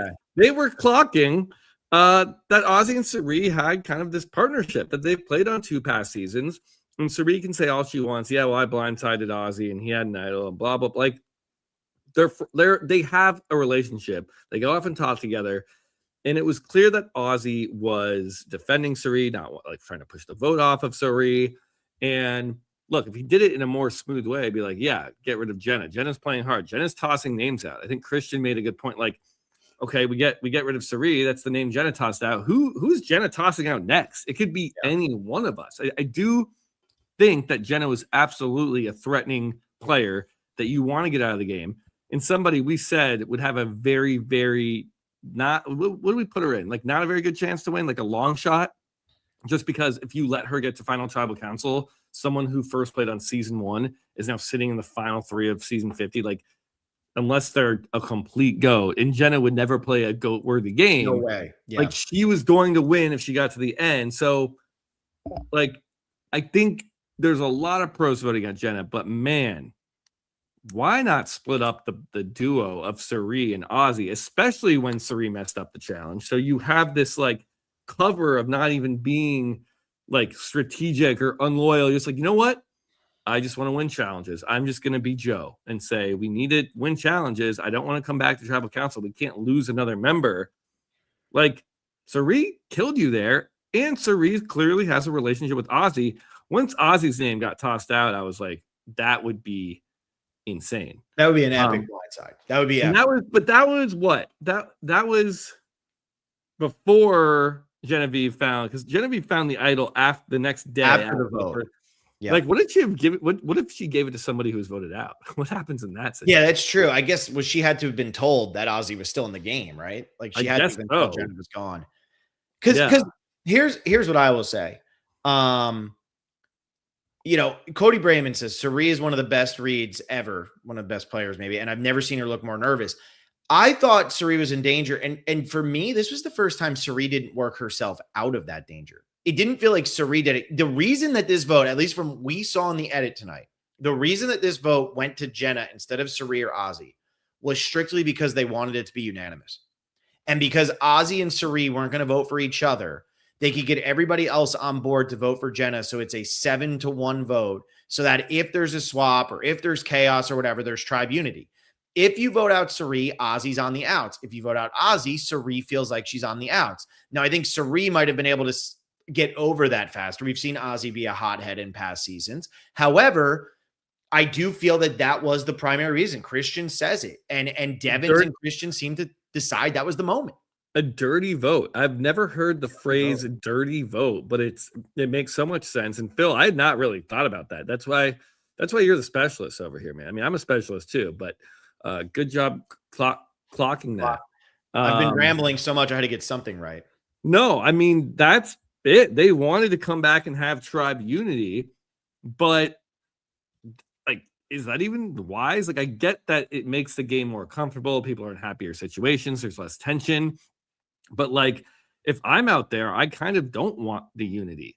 Like, I want to come home and have pissed off Ozzy who takes his ball and goes home. Yeah. Like the guy who says I'm a free agent, and Jim Rice is like, all right, you cry baby Ozzy. Like, I want that because then it gives you a target if you lose again. Like, I kind of want my tribe to be a little dirty, a little messy. Well, and I think that there was a point that was made at some point during this discussion of, but if we get rid of Ozzy, Cirie and Jenna are butting heads now, and they're always going to butt heads, and that's great. That's awesome. I forget exactly who said that. Emily. Like, who was it? Emily, because she's saying that's an awesome thing for me because that means I'm not going home. So for me, I did see the benefit to that. I think the biggest problem is you have Savannah who needs to kind of blend in. I think Savannah did a great job tonight of telling them, I won my season. Don't worry about me. That means I'm somewhat likable. I'm not Russell Hantz. Let's move on. Joe even seemed like he had his thinking cap on tonight. He was ready to try to play a little bit different of a game. Yeah, I like Joe tonight. I think it came down to Christian and Devins truly made the decision on this tribe. And Christian and Devins ultimately said, let's go fully tribe unity, but understand Savannah, understand Joe, understand Emily. You are higher in the pecking order than Ozzy or Cirie. Just trust us on this. Like, if the next one, we're going to have to go this route. And I think that's why everybody got on board with it, because it did feel, when Joe and Savannah sat down next to each other, started having the conversation of, we got to get Cirie out of here, or we got to get Ozzy. I'm like, oh, wow. And then when Emily said, why don't we do Ozzy and Christian, or I think it was Christian and Emily, or was it Devins and Emily? I'm getting so confused on who's sitting next to each other. But it was like, wow, it really could be Ozzy. That would be awesome. That would be crazy. That would be really insane. didn't pan out, but that would have been insane. And here's how you know this was a great episode. You and I, and our podcast as a whole, with the exception of Tag With, have been such haters of how many New Era players are on this. The first Tribal Council is revolving around 3 legends of the game. 2 legends of the game and 1 first, season 1 player who goes 3rd place in All-Stars. And we were excited watching that. And there's so much drama there. And I'm coming out of this episode pumped up. I'm not coming out of this episode sick to my stomach saying, oh my God, I feel so bad for Jenna. Jenna played her game. Jenna doesn't have regrets. Jenna played her game. And if Ozzy or Cirie had gone, I would have been okay with that too. I would have liked Ozzy to go instead of Jenna, but still what I'm saying is like, I honestly was not that bummed by the Jenna thing, because I feel like, it made sense to me. And I don't know, like, Ozzy blindside would have been epic. Cirie would have been like, she already won the trade. Like, she won the traders. This is her 5th time. It wouldn't, like, I get it's Cirie and it's like queen. She's got to win one of these times. Like, it wouldn't have been that bad. It's a 5-time player. Like, you've had your chances. Although she's been screwed a bunch of times. I thought when you said what was so great about this episode, that you got into kind of the legends and the 3 people up for the vote. I think what we often say, a good episode of Survivor, even a good season of Survivor, yes, when the votes are interesting, it's good. But like, an episode should not hinge completely on the vote. It needs to be entertaining throughout the episode, throughout the season. And that's why I think this was such a good episode. We didn't start talking about Tribal Council and their vote and their decision until an hour and 20 minutes into this podcast. Like, that's insane that there was that much to talk to, that much going on. And we're probably missing stuff. That's the craziest part. Totally. Yeah. Totally. And so Captain Obvious says it was a smart vote. The rest of the tribe is in control while Ozzy and Cirie think they're in charge. I think Cirie's a little nervous here. I think Cirie is sitting on her hands and realizing she's in a little danger. And then Kay Bonilla says, why didn't they put Cirie at the puzzle? Why do you think Cirie was the one who was doing the monkey's paw? What do you think happened? Thank you to Captain Obvious for the super generous super chat. Yes.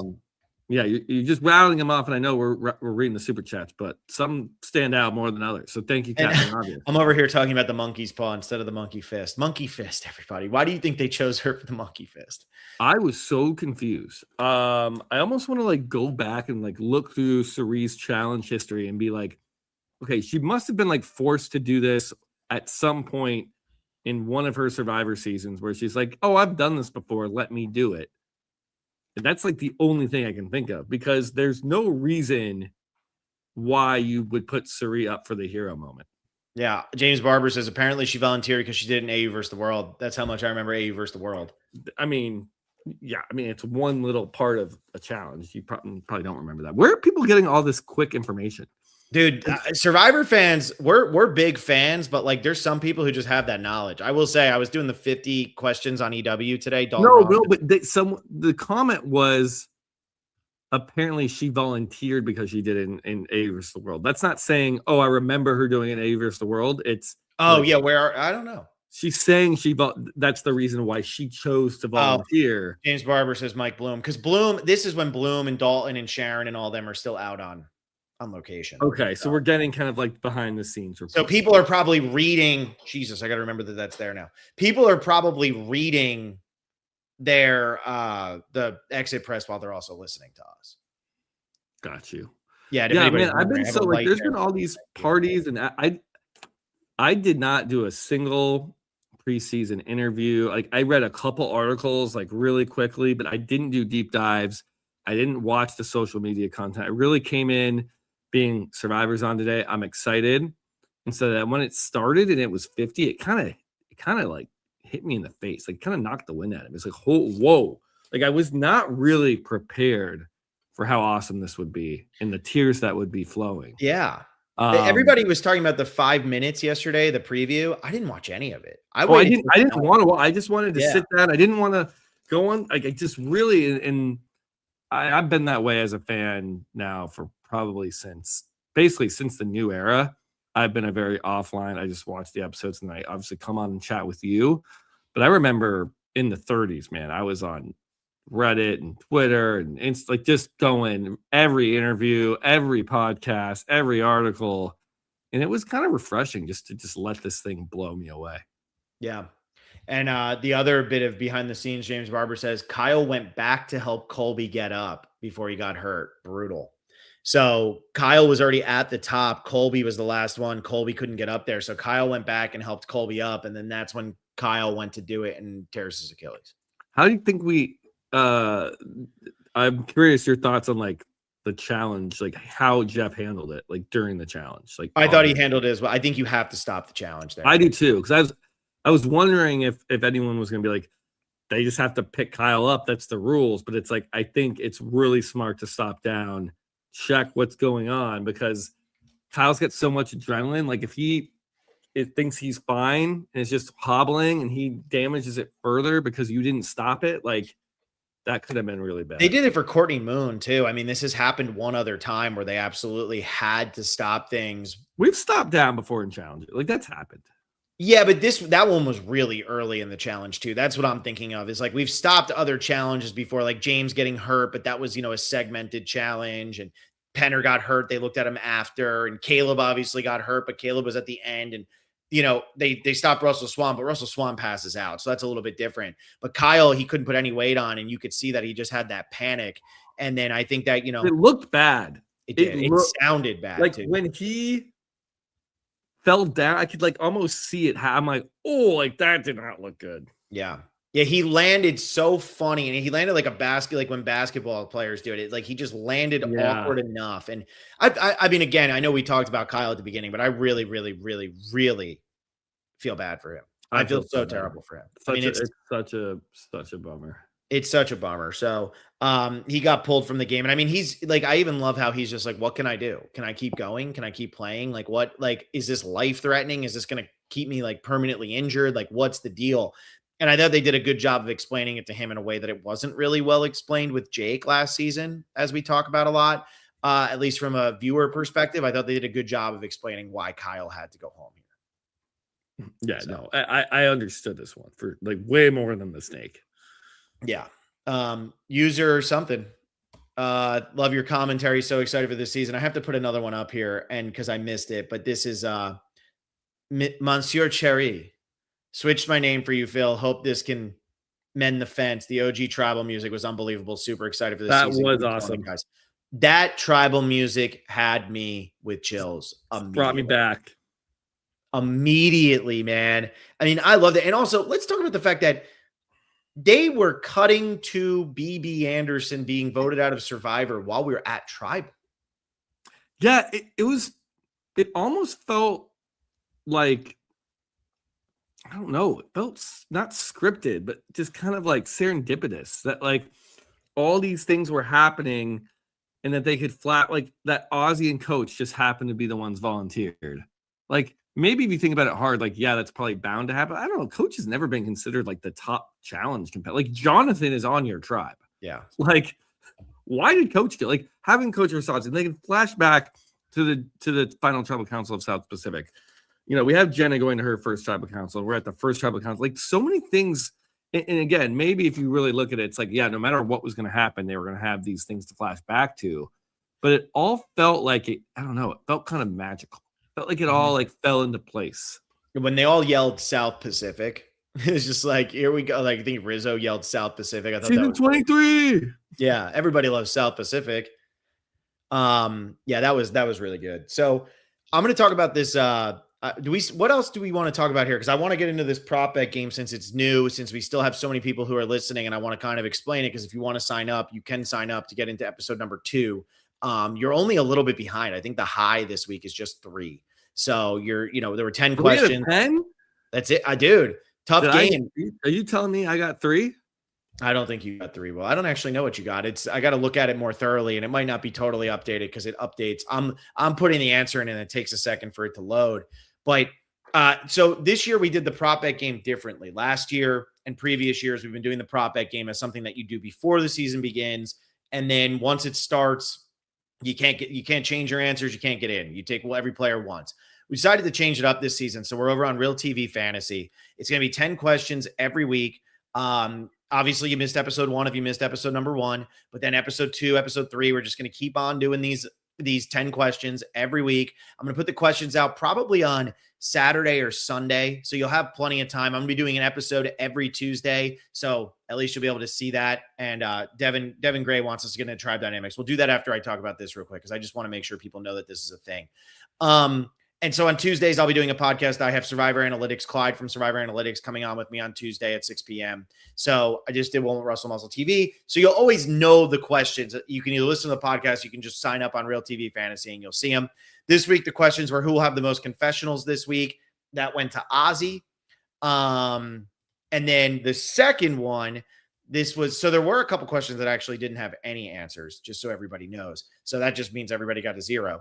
But question number 1, Ozzy had the most confessionals. Who will be the deciding vote this week? It was Joe Hunter's vote for Jenna. That was the one that was read as the first person voted out of Survivor, and it was Joe Hunter's, which I thought was interesting because there's no connection there. Who will be the first player shown holding the tribal immunity idol? It was Coach. Coach went out and grabbed it from everybody. I already went through who won't be asked a question by Jeff in the opening challenge. Only 6 people were asked. It was Devins, Colby, Sari, Mike White, Jenna, and Coach. So everybody else would be correct for that. Who will find the Billie Eilish boomerang idol? That's Genevieve, even though Ozzy gets it. He didn't find it. Who'll be the first player to get their He found it in his bag. Player? Yeah, well, he did, but it was handed to him.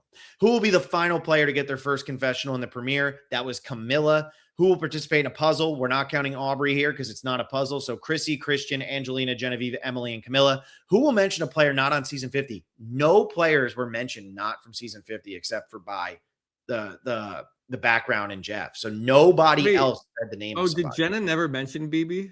No, they never did. And it felt like there were a couple times where they wanted to say the names. It's almost like the editors or like the story producers purposely kept it out. Who will be the first person Jeff asks a question at the first immunity challenge? He didn't really welcome them. He didn't ask them anything. I was shocked. Maybe that'll happen for next week. That's probably a question I'll keep around.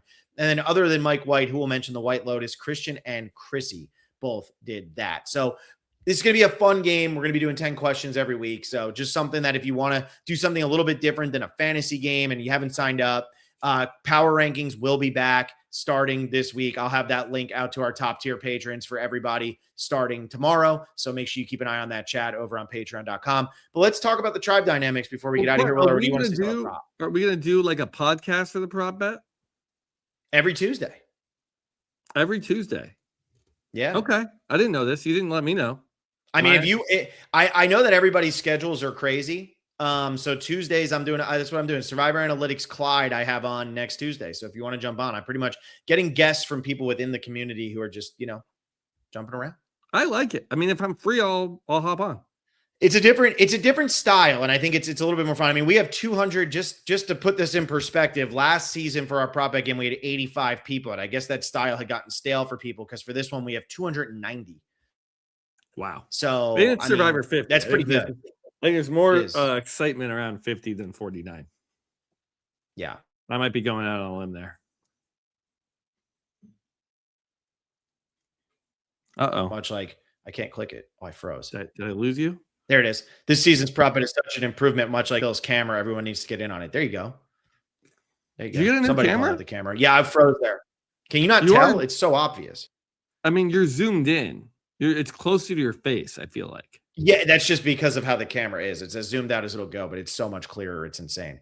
How's my camera?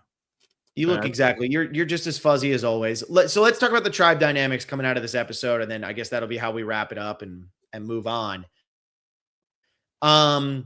Purple Tribe, obviously, we saw the alliance get made, but now with Q and Colby not having votes, what do you see taking place there? Angelina, Aubrey, Colby, Genevieve, Q, Rizzo, and Steph. Yeah, I mean, Angelina, we just didn't hear much from her or like where she fit in.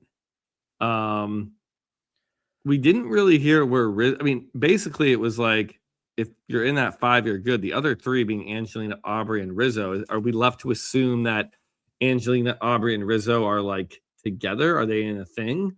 Obviously, we saw Colby as the first boot there, or maybe Aubrey. I think the thing working in Aubrey's favor is people might just want to keep her as a shield. Like Angelina doesn't serve the purpose as a shield or as somebody in the alliance. Like Angelina and Aubrey are very much on the outside. I think Rizzo was shown bonding with Colby and Stephanie enough that I do think with Colby and Q not having a vote, I think it would still be Rizzo, Stephanie, Genevieve, who ultimately would vote out Aubrey or Angelina. And I would just see them voting out Angelina because that's an old school. Stephanie's such an old school mentality. Colby's such an old school mentality. I think they'd go for the less useful person than the more useful person in that first vote. Right. Okay. But now let's just think about this now that Colby's down a vote, Q's down a vote, Kyle's eliminated. That leaves Genevieve and Stephanie have their votes. I mean, are they pulling in Rizzo then? Yeah, I think Rizzo's with them.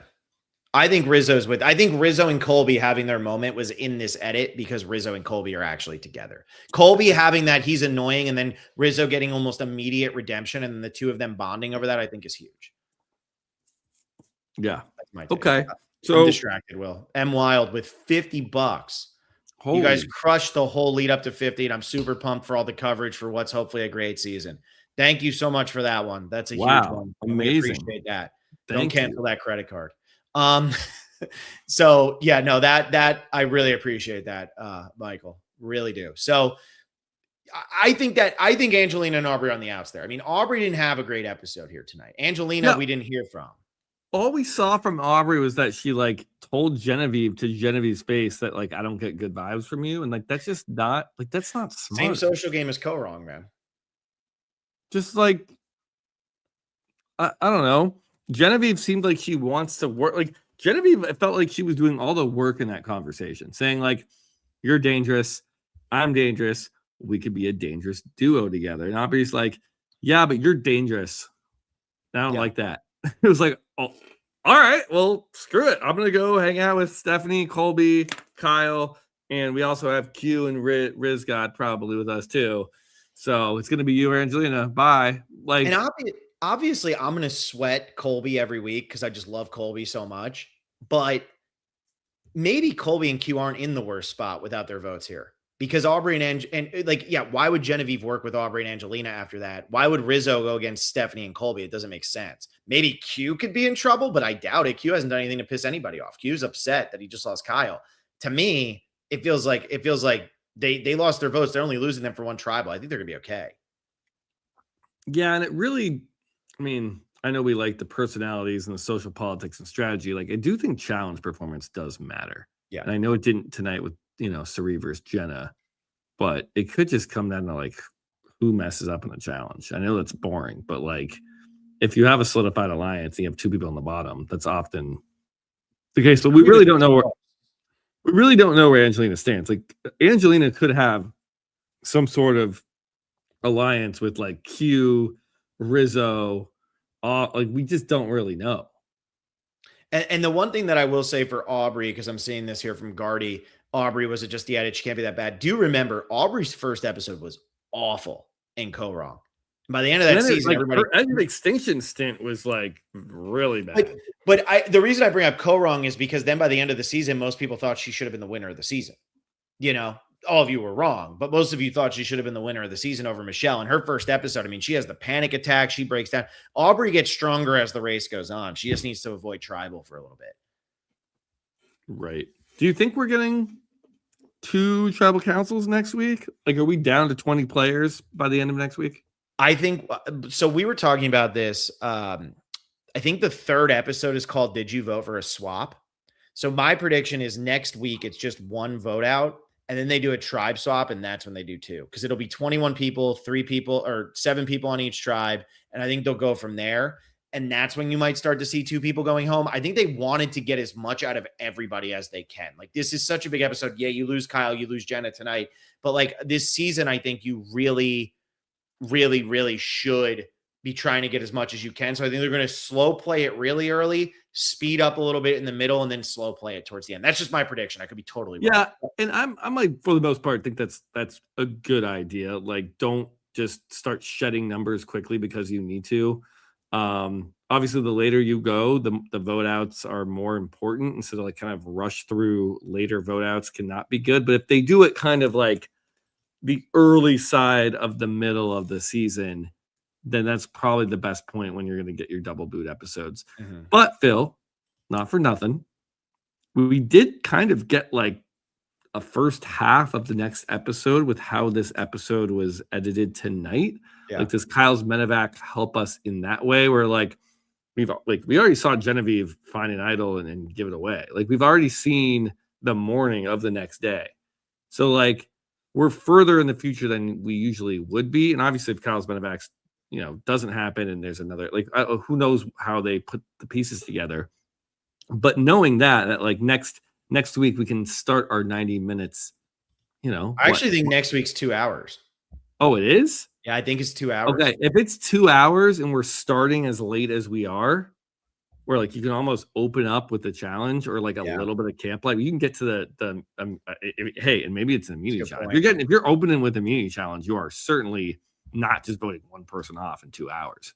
So I think maybe we get down to 20. And then if we're voting for a swap, it's, 2 tribes of 10, 3 tribes of, could be 6, 6, 7, 6, 6, 6, 2 people go to exile. Like there's ways to swap at 20. So maybe, especially with Exile Island back in the mix. That's a really good point because they're probably going to be a one-off. I could see it be a one-off. Like, this is our 50th season. This was like a big theme, a big twist. It appeared on a lot of our. Let's do a little Exile. I don't think it's. It didn't appear to me that this was set up to be like this season has Exile Island. I don't think if that was the case, it wouldn't have been introed secretly to 2 players. I don't know. I mean, maybe like now everyone knows it exists, obviously, because they spent the night there, but it doesn't feel like it's a staple. Yeah. All right. Okay. Yeah, so we'll see. It could go there. Next tribe. Let's go to blue since we already watched orange go to a tribal. We can end with them. Let's go to blue. This is the one that everybody's the most confused about. This had Tiffany with 1 confessional, D with 1 confessional, Charlie with just 2, Chrissy with just 2, Camilla with just 2, Jonathan with 3, but his 3 felt more impactful than some of the others there. And then Coach had 8, Mike White had 7. Coach and Mike White also went on journeys of some sort. What did you think of this tribe? Are we already starting to write off people like Tiffany and D? 3-hour premiere, they're barely in it. I don't know if you're writing them off. I think like you're gonna pick the people that wouldn't get screen time, and they're all kind of like, it makes sense. Like, especially them not going to tribal, I wouldn't write anybody off. You had too much to get to tonight in other places, too many bigger icons, bigger legends. Who is it that Chrissy was targeting again? I forget. D. Chrissy was talking about, D had 1. Yeah. D's the winner. That's a red flag. And then Chrissy has this conversation with Coach, like pitching D hard. And Coach is going, yeah, let's work together. Let's do it. And Chrissy's like, and it was presented in a way where was like, how am I supposed to be taking this? Am I taking this that Chrissy is like spearheading this alliance and going to be the strategic narrator on her tribe and she's going to put into motion the plans? Or was it like, are we supposed to be laughing at Chrissy being like, this isn't going well? Because that was like this weird vibe I was getting, but we curiously did not hear from Coach. Like we didn't get Coach's reaction to this conversation with Chrissy, which I found bizarre. Because usually when this happens, you get instantly a confessional from Coach either going, I talked to Chrissy in the water. She wants to target D. I agree. I think she's somebody I can work with. She's not threatening. No one's going to see us as a duo. Let's move forward with Chrissy. Or you get Chrissy seems to be playing way too hard. She's already tossing D's name out. We haven't even lost an immunity challenge, blah, blah. It's like usually you hear that. And like I did not know where that landed. Yeah, there was no strategy talk there really at all. So I get that was it. Yeah, I get what you're saying, where it's like, Chrissy said this. What should we have gotten? The only other strategy talk I feel like we got there was D talking to Tiffany, being excited, Tiffany going to Camilla. Like those three seemed like they were pairing up, but that's only three. And then D was also talking about how big of a dude Jonathan is and how that's just like a big deal. And Jonathan, I know I said earlier, I thought Jonathan had a pretty good episode. I feel like Jonathan is trying to play a different game and it almost might be working here. He's trying to play a more low key game and be more of like a normal guy. I feel like he just like learned a lot from the way his cast reacted to him. But I feel like strategically, you're right. Coach didn't say anything about Chrissy. I just didn't feel like we really got dynamics here. The only dynamics we got, it felt like, was from the people who feel like they're on the bottom. I mean, I want to see the Mike White Jonathan like alliance buddy cop show. That would be ideal if those two just form an alliance. Seems like they were chumming it up a bit. Yeah. I mean, it seems like that could, it was Mike White, Coach, and Jonathan doing Tai Chi over on the beach, doing yoga. Yeah, the Tai Chi alliance. We have the New Era Women's Alliance. Yeah. And then Chrissy, I feel like Chrissy's trying to play the game, but I feel like it goes back what was your like, not that we do full edgic charts here, but like if you had to give that scene, like to me, I was getting negative tone on that. Complex personality CPN 2. Yeah, like her edit wasn't big. She might even but she didn't get any negative SPV from anybody. She didn't get anyone saying that she was playing too hard. Like it probably you'd have to rate her neutral. Yeah, because the show left it ambiguous of whether that was good or bad. But like to me, instinctually, it didn't feel like that conversation was landing with Coach. To me, that tribe feels like the tribe that doesn't go to tribal before. Like they're not going to lose next week. They're not going to. Oh yeah, the one with Jonathan. Yeah, and Camilla. Yeah, like Camilla on the puzzles. Jonathan and Chrissy. Chrissy. Yeah. Is that the tribe I took all my players from? I have Coach, Jonathan, Mike White, Tiffany, all on my team. And Charlie and Camilla. I have 6 players from that tribe. So you have Genevieve and Angelina. So you took nobody from Orange. That's right. And guess who lost the first challenge? Orange. Actually, only Purple won the first challenge. First immunity challenge, Orange lost. All right. There you go. But let's talk about this Orange tribe then, and then we'll wrap this up. 2-hour premiere recap. It makes sense. If you're still here this far, and please like this video. If you made it this far, you obviously like the video. So just and subscribe too. That helps. And play Pathways. Links in the link is in. I actually did add the link to the bio too, Will. For you. Thank you. Thank you. So Orange tribe. This obviously we see Jenna go. It's a 7-0 vote. Christian and Devins to me feel like they're running this tribe. It feels like it's the two of them making the decisions. I feel like Joe is playing a little bit more with his brain. Ozzy and Cirie feel like they're on the outs. Savannah, it will be interesting to see what ultimately happens with her. Yeah, I think Emily's also in there. Like I think Christian and Devins are like the core, but Emily seems to be. I want to call it a nerd alliance, even though. Are we calling Devins a nerd? Like he has nerdy tendencies, I guess. Is like, weatherman, or does he do the weather? He does all news. He's a news anchor. Yeah. Yeah. So he's like, he's not that nerdy, but we can call it a nerd alliance. And I was impressed to see Savannah kind of sneak her way in there because that is, I know Rick and Christian both are like technically old school, but it feels like a new era alliance. Like Emily's new era, Christian's 37, Rick's in season 38. I think Savannah kind of fits in there while like the older legends were kind of going at each other, Suri and Jenna feuding, Jenna going home, Ozzy's kind of, and then Joe is just like, I want to win challenges. That's fine. Joe's probably not on anyone's radar, but it did seem like Joe was like a little bit more awake. And like he even explained to Jeff, like Kyle and Camilla, like they pulled one over on me. They gave me a wedgie. They gave me a wedgie. Gave me a wedgie on national TV in front of everybody, and that's not cool. I now, gotta wake up. What's a funnier line there? Joe saying they gave me a wedgie, or Jeff saying, "Can you explain that?" As if Jeff needs to be explained what a wedgie is. That was my favorite, like way he asked that. I think it was important for Jeff to sort of like be like, all right, well, what do you mean? Like, not like explain the metaphor or the analogy of a wedgie, but like explain the emotional toll that took on you. Because for us viewers, it's like, oh yeah, Kyle and Camilla outplayed you. Kyle won. Boom, season's over. Kyle's a great player. We talk about Joe, losing finalist.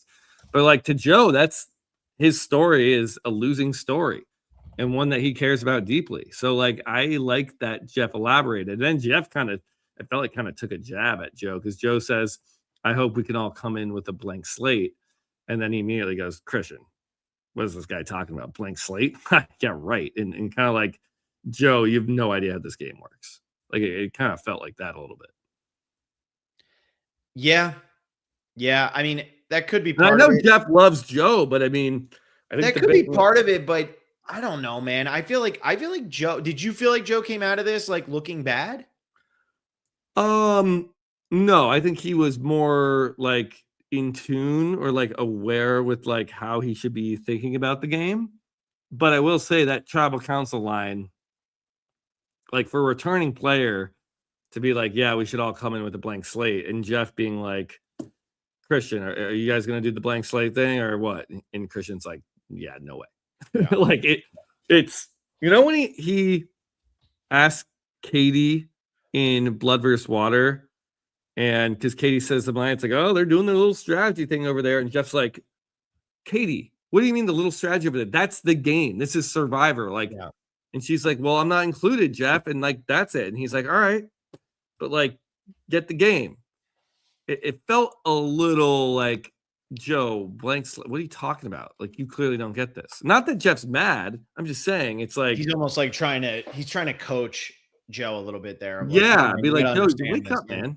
Yeah, like you're not. Yeah, and that's fair. I mean, and then you go to Christian after that, and Christian's like, no, that can't ever happen. And everybody always considers Christian to be such an intelligent player in person and all that stuff. So that's not helping Joe. Right. It's like if you're ever in like a meeting and you like come out and you start pitching an idea and talking, and then one person who everyone likes and is like the smartest person at the company goes, wait, no, that can't work for that reason. Everyone's, oh yeah, you're right.